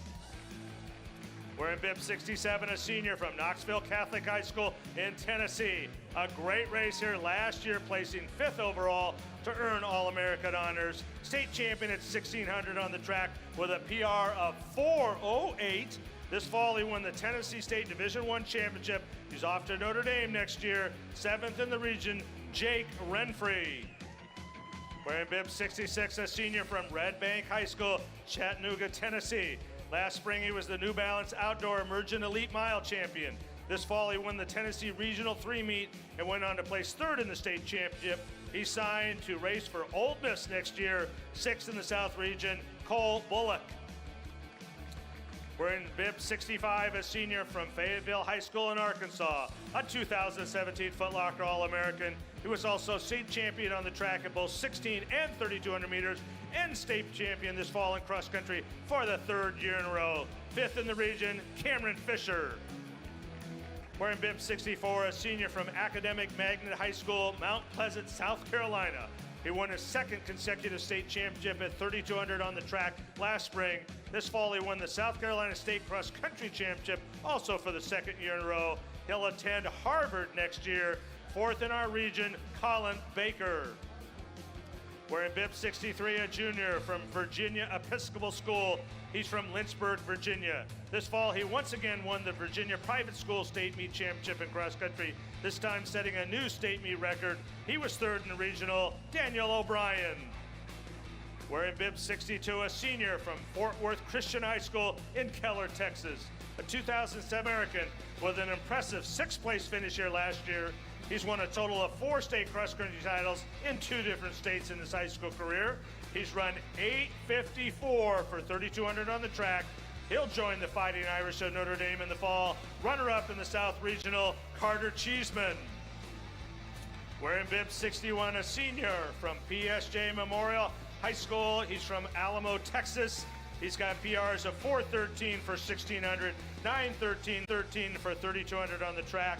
This fall, he won the regional and district championships and then went on to place 4th in the Texas 5A state meet. He's going to stay in state next year and attend the University of Texas. He's our Foot Locker South Regional Champion, Cruz Gomez.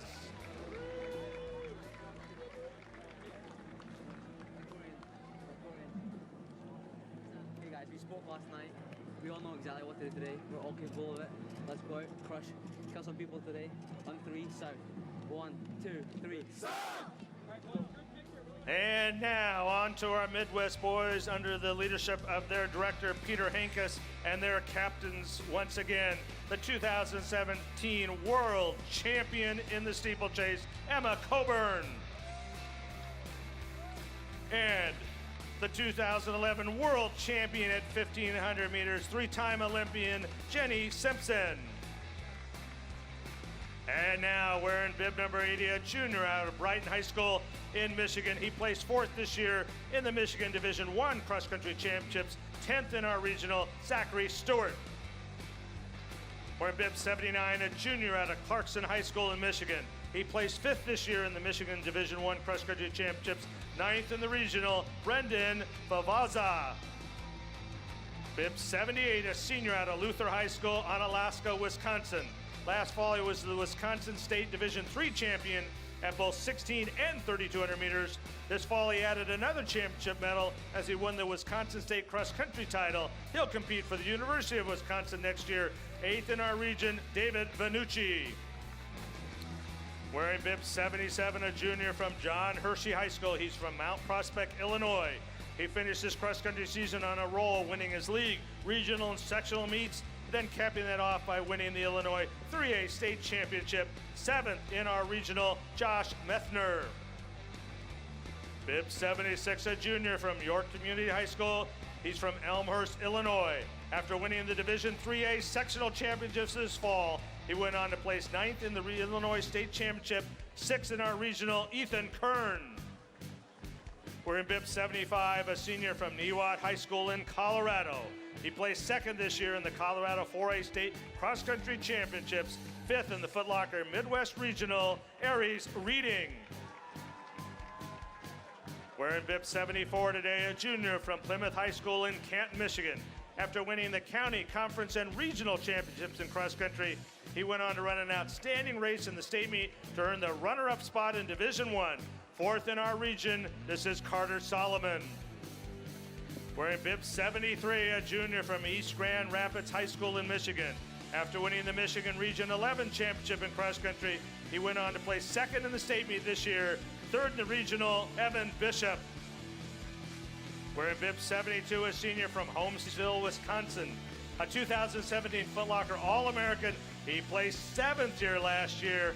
In track, the Wisconsin State champion at 1600 meters. He has PRs of 4:08 and 8:59 for 3200. This fall, he repeated as the Wisconsin State Division I champion in cross country. He's going to Northern Arizona next year. Runner-up in the Foot Locker Midwest Regional, Drew Bosley. And wearing bib 71, a senior from Cathedral High School, Indianapolis, Indiana. He's run 4:08 for 1600, 9:0 Cathedral High School, Indianapolis, Indiana. He's run 4:08 for 1600, 9:06 for 3200 on the track. Undefeated in Indiana high school cross country this year, including capturing the state championship. Last weekend, he finished 2nd in the NXN Invitational, and he was the Foot Locker Midwest Regional Champion this year, Cole Hocker. Bring it in. Hands in. You know what to do. 1, 2, 3. All right, boys, line up right in front of the start. And now on to the West, under the leadership of their director, Doug Todd, and their captains, silver medalist in the 800 meters in the World Track and Field Championships. She's run 1:57 for 800, Brenda Martinez. And the 2016 World Indoor Champion at 800 meters, a national champion while at Adams State at 800, Boris Berrien. And now the 10 boys from the West, wearing bib number 90. He's a senior from Idaho Falls High School in Idaho. He won his district championship in cross country, then went on to finish runner-up for the 2nd year in a row in the Idaho 4A state championships. He'll attend BYU in the fall, 10th in the region, Zach Erickson. Wearing bib 89, a senior out of Mission Hills High School in San Marcos, just about 30 minutes up the road here. He won his races in the Mount Sac and Woodbridge Invitationals this year. He's the San Diego section champion in cross country, 9th in the regional, Jonathan Velasco. Wearing bib 88, a senior from Chuyuk High School, Eagle River, Alaska. In the spring, he was state champion in track at both 16 and 3200 meters. This fall, the Alaskan State Division I champion in cross country, 8th in the region, Daniel Bosch. Wearing bib 87, a senior out of De La Salle High School. He's from Livermore, California. 9:03 last year for 3200 meters on the track. This fall, the California North Coast champion in cross country. He'll attend Princeton next year, 7th in the Western Livingston. Wearing bib 86, a junior out of Skyline High School, Salt Lake City, Utah. This year, he won the Night Hunt and Park City Invitationals, then went on to place 5th in the Utah 5A State Cross Country Championships. He was 6th in the regional, Thomas Boyden. And wearing bib 85, a senior from Arroyo High School in El Monte. In the Division II California State Meet, 3rd fastest time of all runners in all divisions this year in the state meet, 5th in the region, Noah Hibbard. Wearing bib 8. Wearing bib 84, a junior from J. Sarah High School. He's from Laguna Niguel, California. He ran 4:13 and 9:14 on the track as just a sophomore last year. This fall, he won his second consecutive California State Cross Country Championship. He was fourth in the regional. Anthony Grover. Wearing bib 83, a senior out of Bishop Kelly High School, Boise, Idaho. He was state champ last spring at both 16 and 32 meters on the track. This fall, he won his third consecutive Idaho State individual cross-country championship, third in the regional, Nicholas Russell. Wearing bib 82, a senior out of Long Beach Poly High School in California. This year, he won the Southern California Division I championship in cross-country, then went on to place third in the state meet, runner-up in the regional, William Frankenfeld. And wearing bib 81, a senior from Kirkland Central High School. He's from Fruitland, New Mexico. He was a 2017 Foot Locker All-American, having placed 14th here last year. He was the New Mexico State champion on the track at both 16 and 3200. And this fall, he won his second consecutive state cross-country championship. He repeated this year as the Foot Locker Western Regional Champion, Kashawn Harrison. All right, guys, y'all had a tough month. Y'all have a tough region, but show them how tough you are. Let's go get it. Believe for each other, guys. You guys got this. Have fun. Good luck. And we welcome all of our runners back to the starting line as we get to do this again after that phenomenal finish in the girls' race. We have the teams gathering from all four regions here at the same starting line, a splash of color, ready to go. Well, you got to think after Caitlin's heart race, I wonder if somebody else is thinking, well, I'm going to try to take that. She took that out, headed all the way. So it'll be interesting to see whose strategy affects who else in the race. Well, we have our runner-up from last year as our top returner as well, Graydon Morris. So, you know, interesting to see if he'll take it out hard like that or if he's going to sit and kind of watch the race unfold in front of him.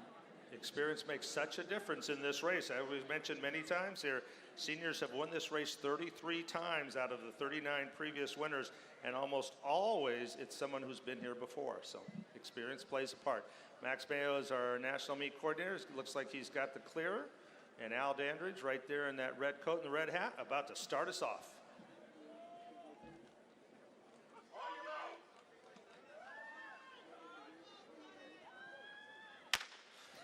Here we go, the 2018 Foot Locker National Championship.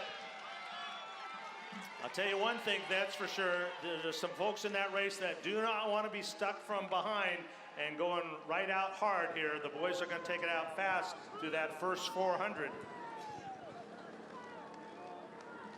We've had 8 returners, I believe, from last year coming here, and 3 or 4 in the top 11. So it's pretty amazing to see these guys coming back and also talking about how they really think it's important to be able to know the course, see the course even the day before they race, but also know it from a year ago because they've been visualizing it for 365 days. It's a great point, Carrie. Not just experience, but high-level experience. Guys who came close to winning it all have been right in there. And you can see here, we're going to be a little bit more spread out than the girls were. So this is a faster first 400 here.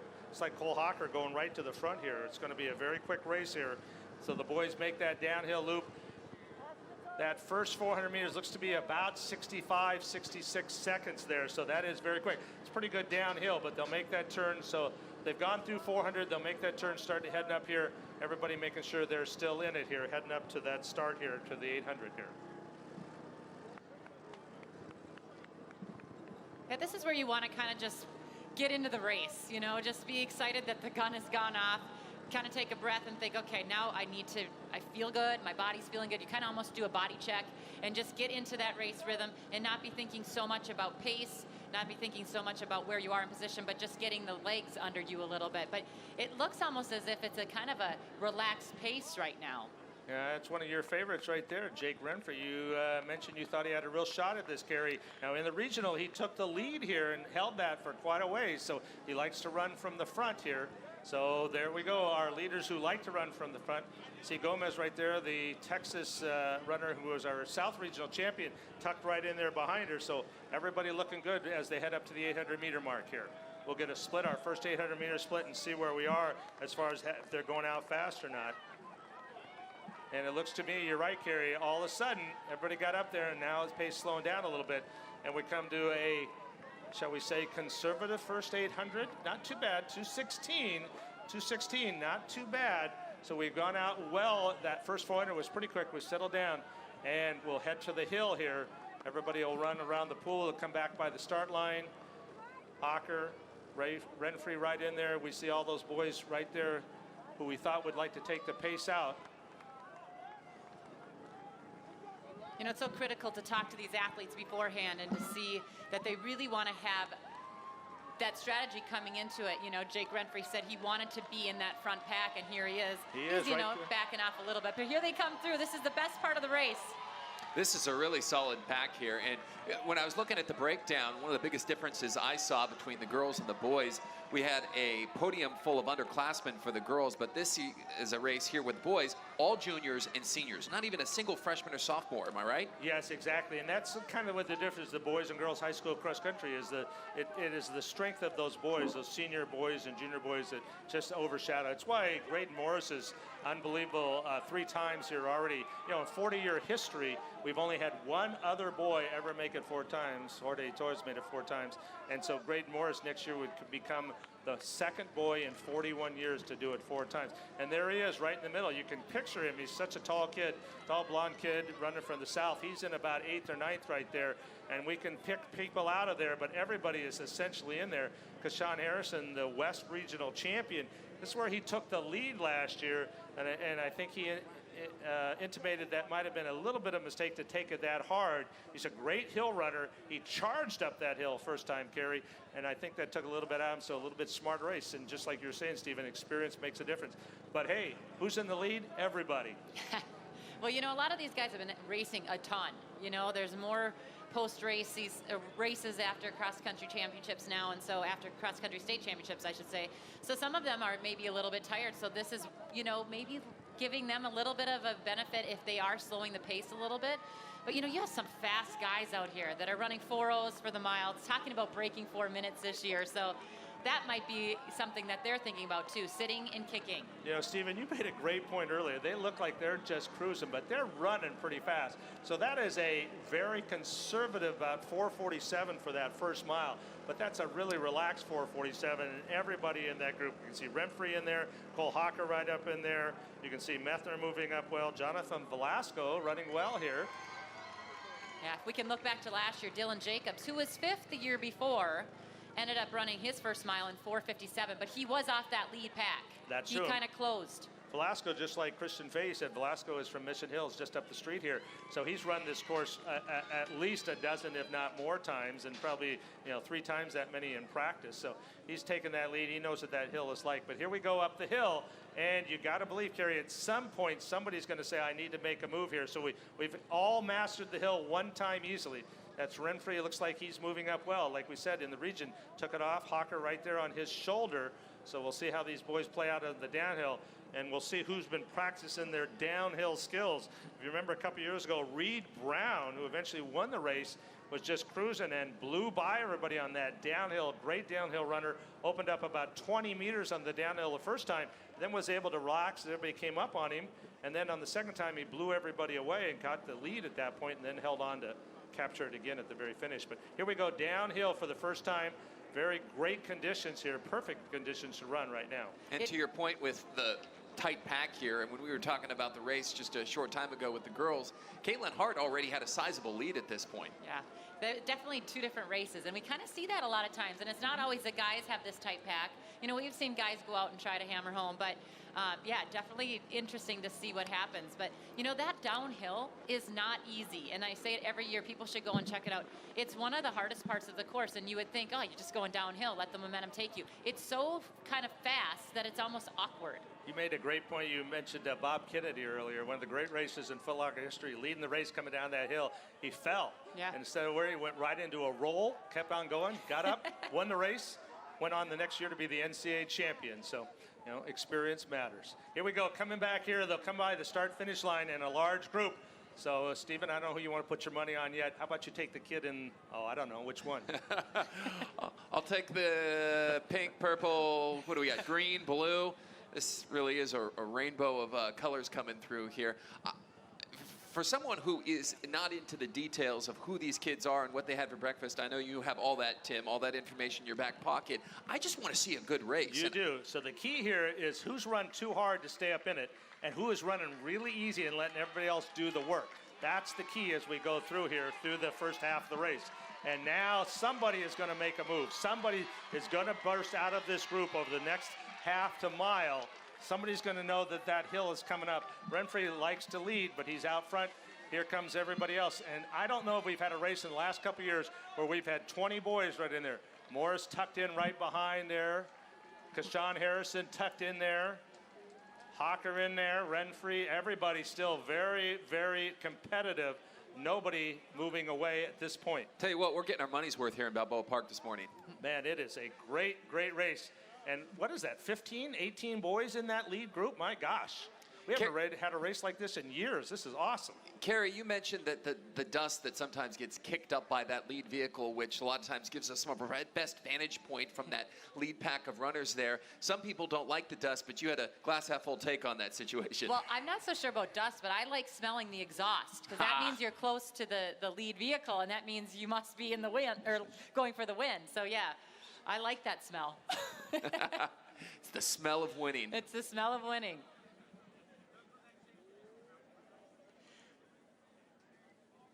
So one of the things that, we talked a lot about yesterday was Graydon Morris coming back for the third time. He's got a chance to come back next year and be one of two with Jorge Torres. But he said this was the point in the race where he needed to stay in it. He said halfway through, last year he kind of took the gas off the pedal. This year he has to keep the gas on the pedal.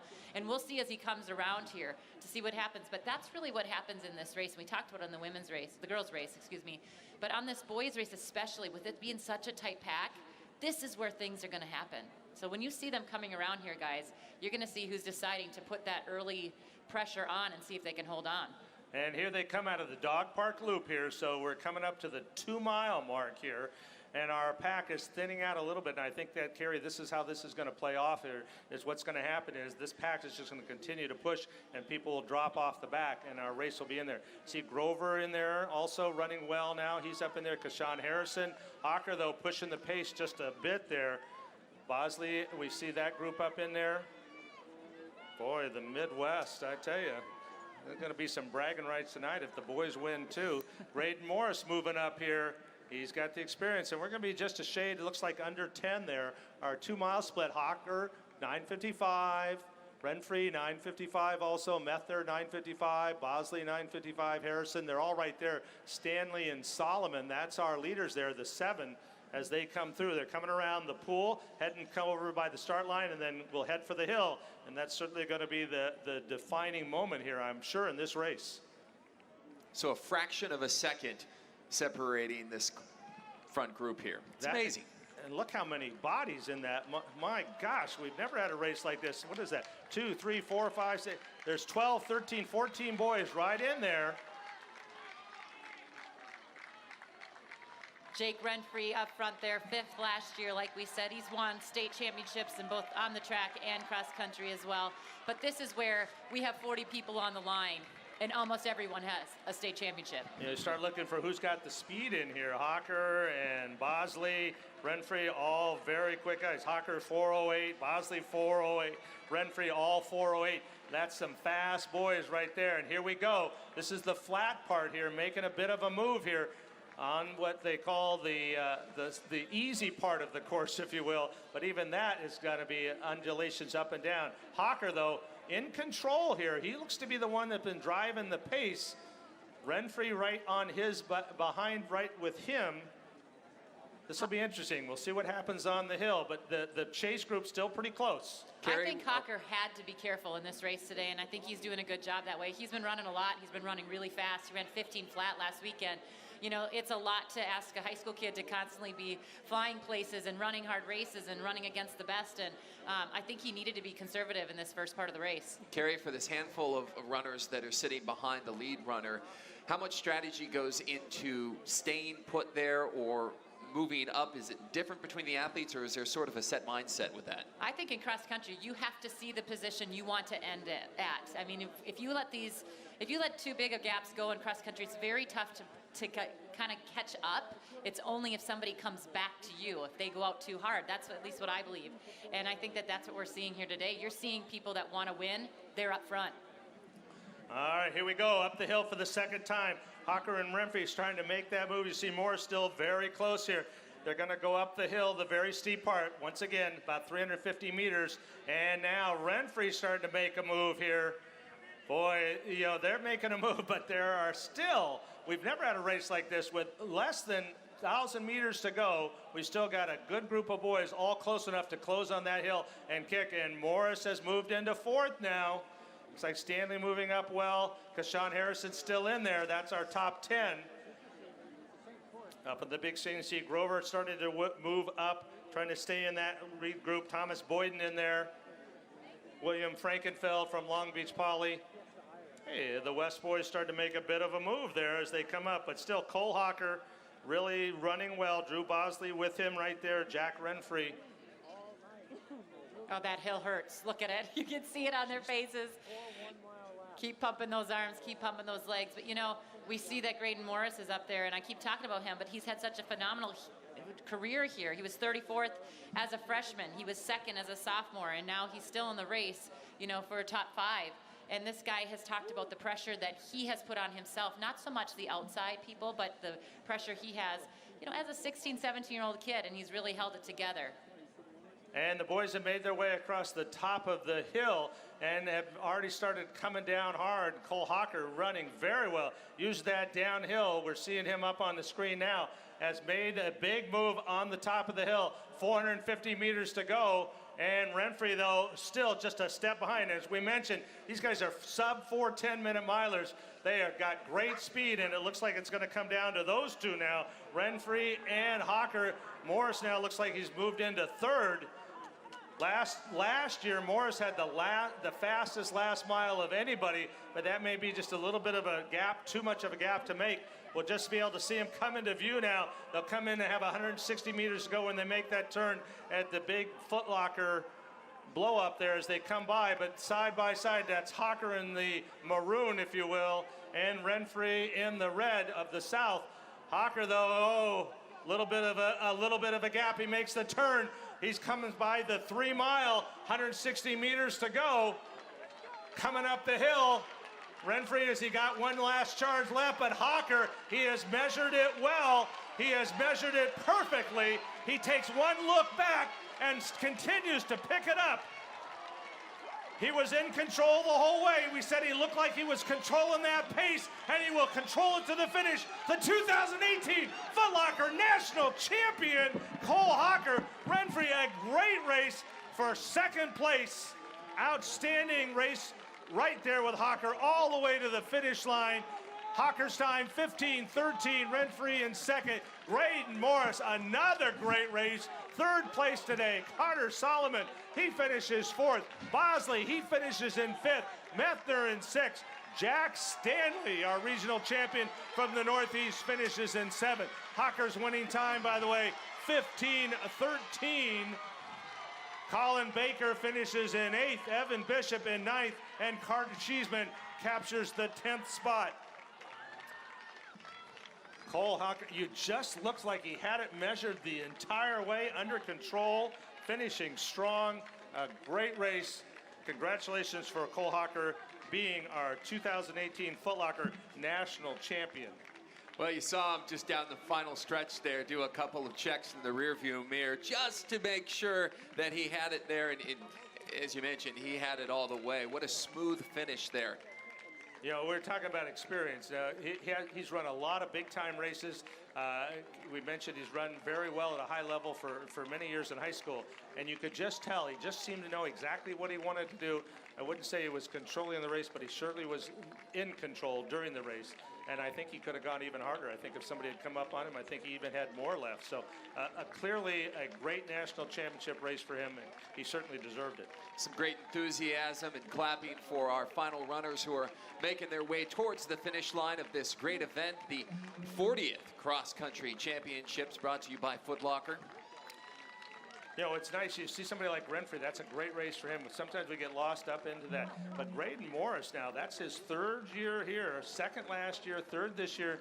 So my gosh, you know, certainly I'm sure he'd like to add a championship trophy onto that at some point. But next year he'll make history, become the 4th boy, or the fourth year here, and only the 2nd boy ever to do that. Right, and he'll have some competition next year by Carter Solomon, who followed him in there at 4th place because he's just a junior. So two of the names that we will be paying attention to over the next year, certainly on the high school level, and then watching these seniors do their thing at the next level. And right now, let's get down to our champion with Carrie. Cole Hawker, you are our Foot Locker cross-country champion. We're here with Cole Hawker, you guys. So Cole, talk about that race. I mean, seriously, was it your strategy to put it on that last mile? Yeah, going into the race, I figured, based off some of my past races, I've ran like sort of sit and kick style, and I was just ready to take this one from the beginning to really set the tone for the whole race, and I think I executed that plan well, and definitely really talented runners and the whole field, and it's just made for like a really good race. I'm just really happy with it. You know, you've been able to run a lot of races, but you chose this one to finish off your senior year. Talk about that. Yeah, just watching all the past winners and how elite they are and like how much they've achieved just beyond this, just really motivated me to do this race. It's just a super cool experience, and to put my name on that list just means so much. What are you gonna do to celebrate? Not sure yet. Some of my boys came out from Indy to help cheer me on, so I'm definitely gonna celebrate with them after this. National champion, you guys. Here's our Foot Locker cross-country champion right here. Way to go, Cole.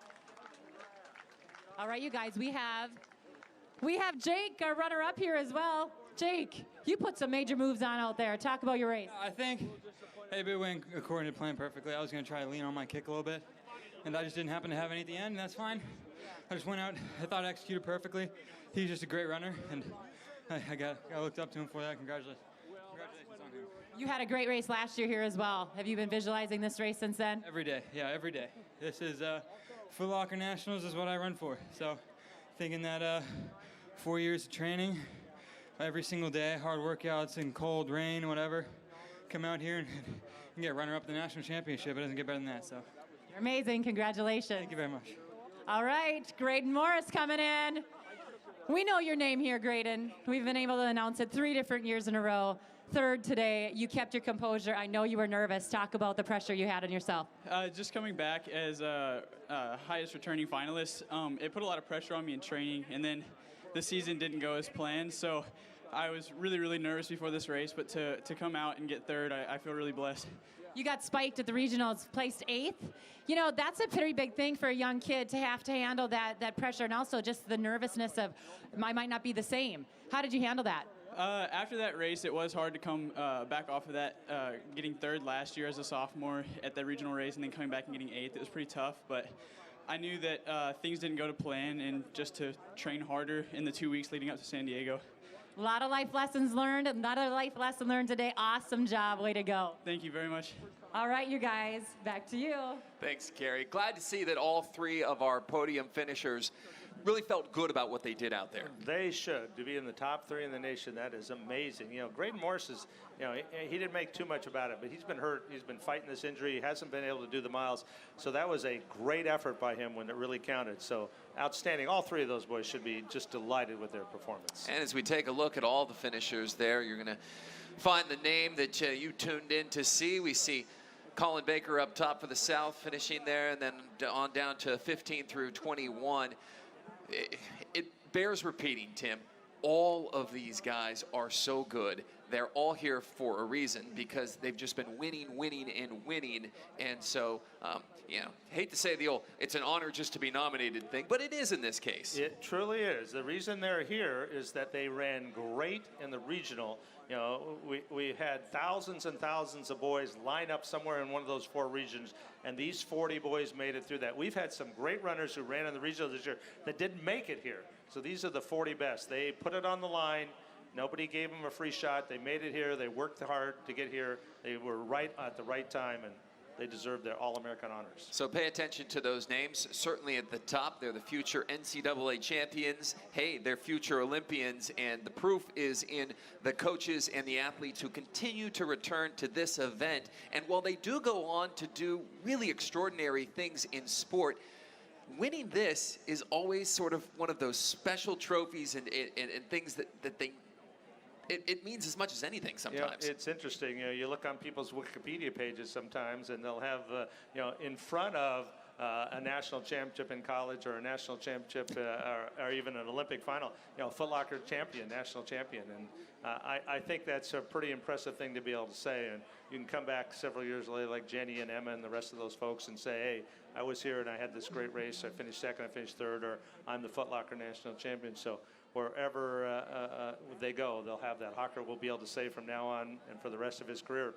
I was the Foot Locker national champion. The races are over, but the festivities are not. What happens now? Oh my gosh! So it is. You know, that seriousness will fade a little bit. The relaxation. They'll go back. They have a great afternoon at the Dell where they're able to hang out with their parents and their coaches. You know, Cole mentioned that his boys were here. You know, a lot of times there's a lot of folks here. They'll get a chance to. Tonight's a great banquet. They all get dressed up, and there's a great ceremony where they'll get up on the victory stand. Everybody will get their All-American plaques and their medals, and we'll give out those team awards, and the Midwest people will gloat. So it'll be a great day. It's like it usually is.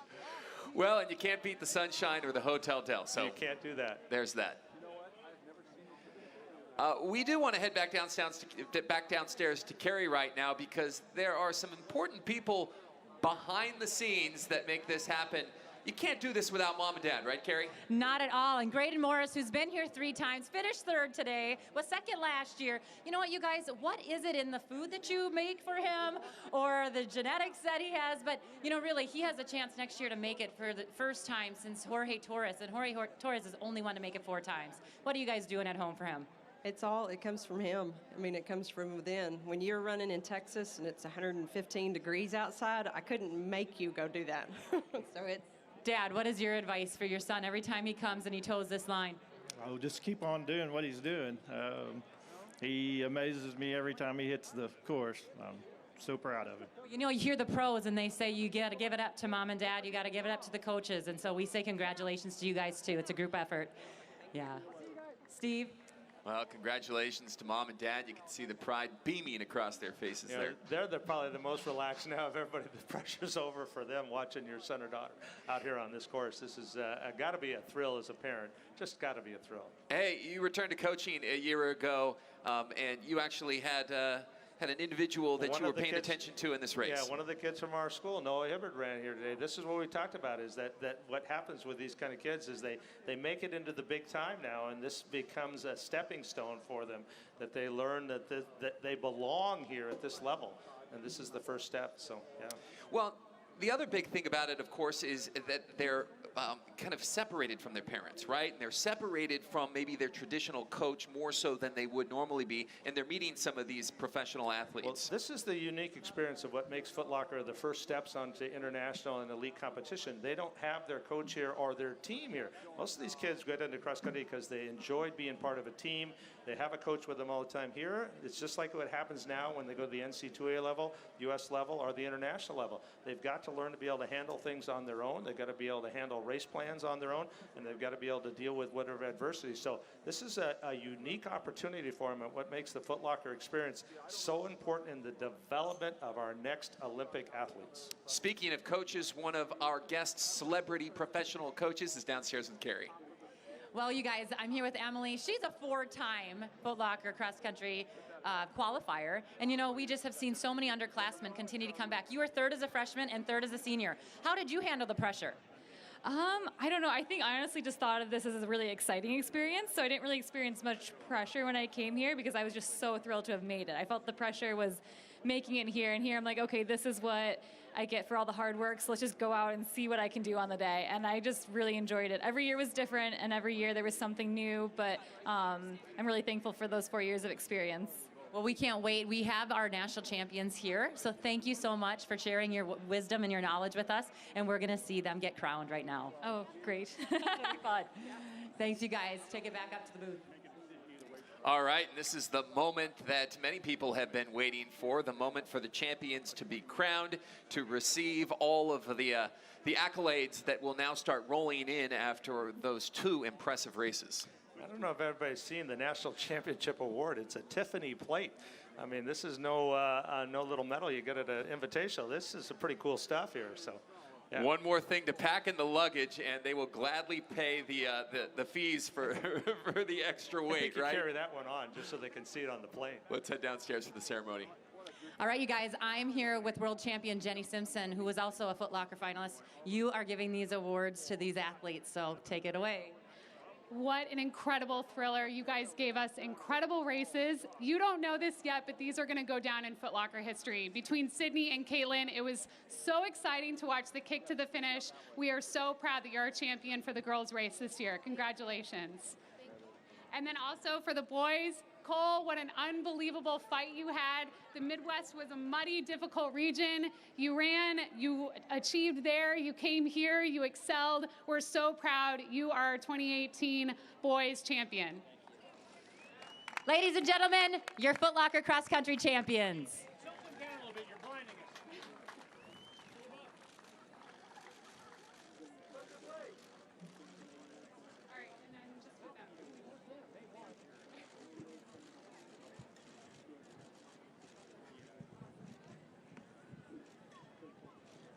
Well, congratulations to our winners. Congratulations to their parents, to their coaches, to their teammates, and everybody who's played a role in the 40th Cross Country National Championships, brought to you, of course, by Foot Locker. Tim, this is one to remember. It really is. I think it's going to be special. I think we're going to talk about this for a while. Next year when Caitlin is back here and Mascherelli and they're fighting again, it'll say, this will be the second battle. It'll be round 2, I guess you'd have to say. Well, it'll be tough to replace what we saw here today, but every year brings new athletes, new stories, new atmosphere, and can't wait to be part of that once again. You know, you got to give it up to the folks here, all the people that have been involved. There's a lot of people down here working on the course that have been working on this for 35, 40 years. And so San Diego, no one hosts a better meet than right here. All right. Well, on behalf of Gary Tollefson, who's down with our winners, and of course the coach and announcer here, Tim O'Rourke, I'm Stephen Luke. It's been my pleasure to sit with you, and welcome back to whatever you were doing before this great event here from San Diego, California, Balboa Park. Signing off. We'll see you next year.